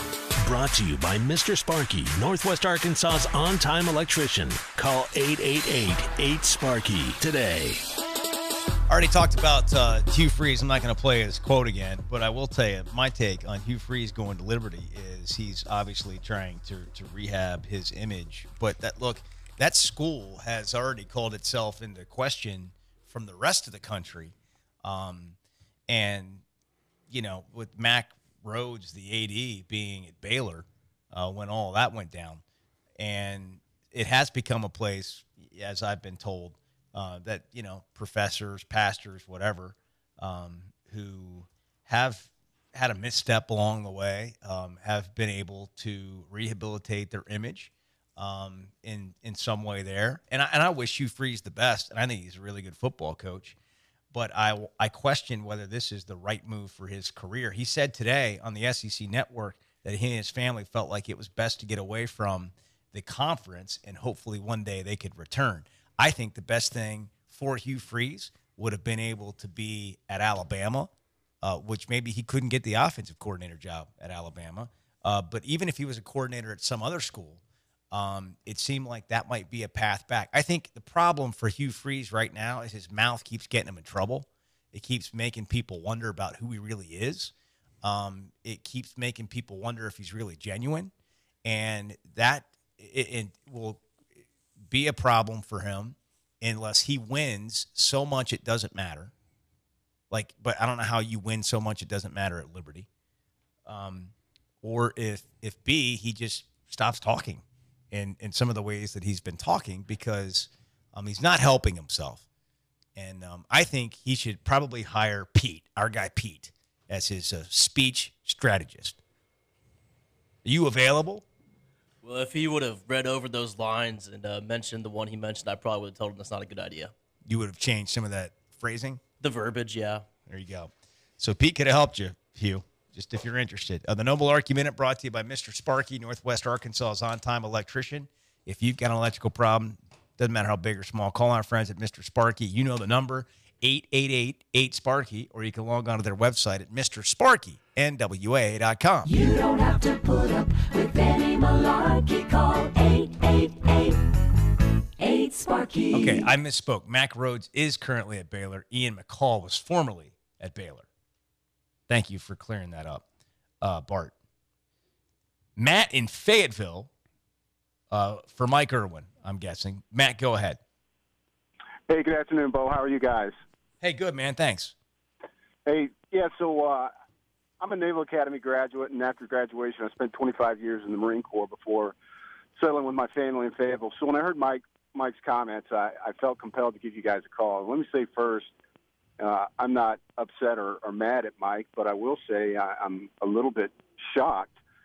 And I'm sure there are other people out there who share his opinion, although I'm 51 years old and I've never heard anybody express it, especially somebody in the media. But what I would say to Mike and others is if you watch the game and you listen to some of the stories, I don't know how you could come away not feeling fulfilled that you spent 3 good hours of your day doing so.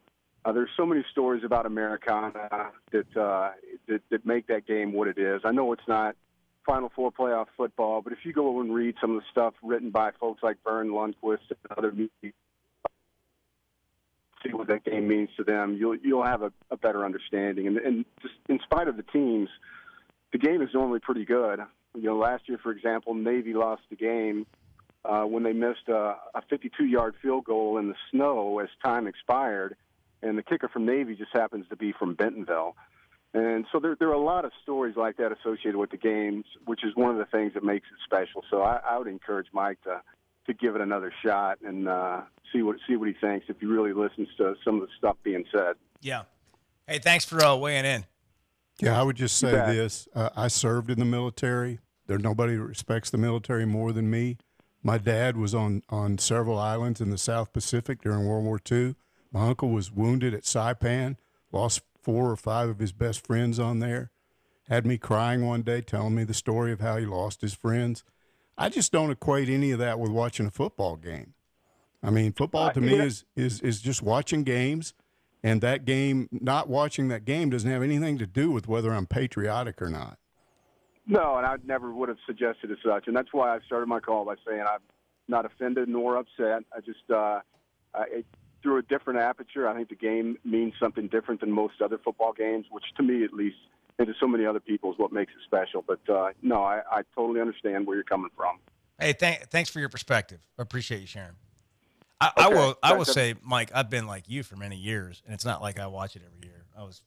I think we were tongue in cheek in a lot of that, but at the same time, I do think if you watch it, it's different than any other football game because of the stories and the way they do it and whatever.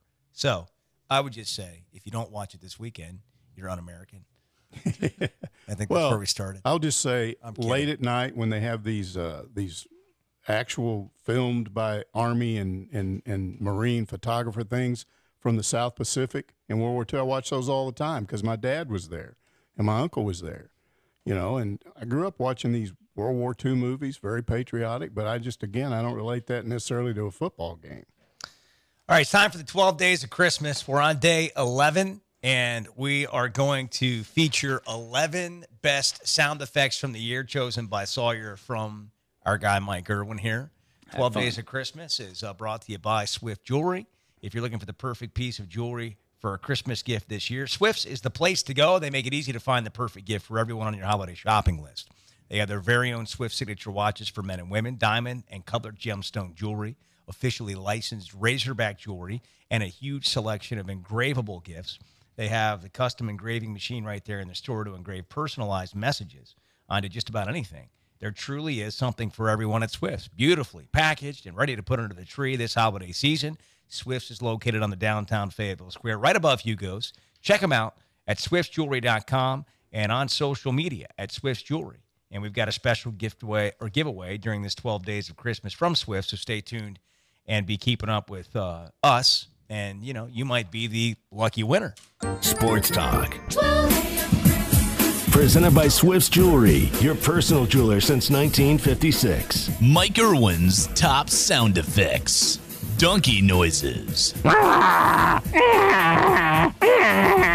horse galloping. You know, maybe it's more like a dook, a dook, a dook, a dook, a dook. Yeah, galloping says whoop, whoop. Houston Nut. Hey. I'd walk by him and say, hey, Houston. He'd go, he's like, hey.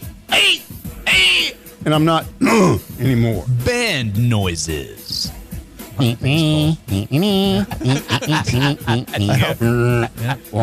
Voices of people upset with Bielema. And I was like, well, Brett Bielema, and can't recruit. The voice of Twitter.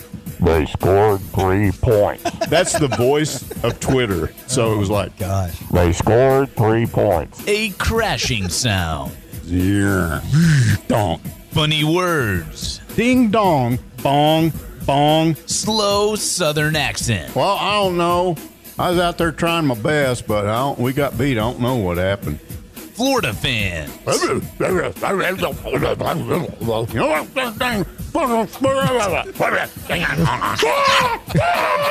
And drunk fans at Dickie Stevens Park.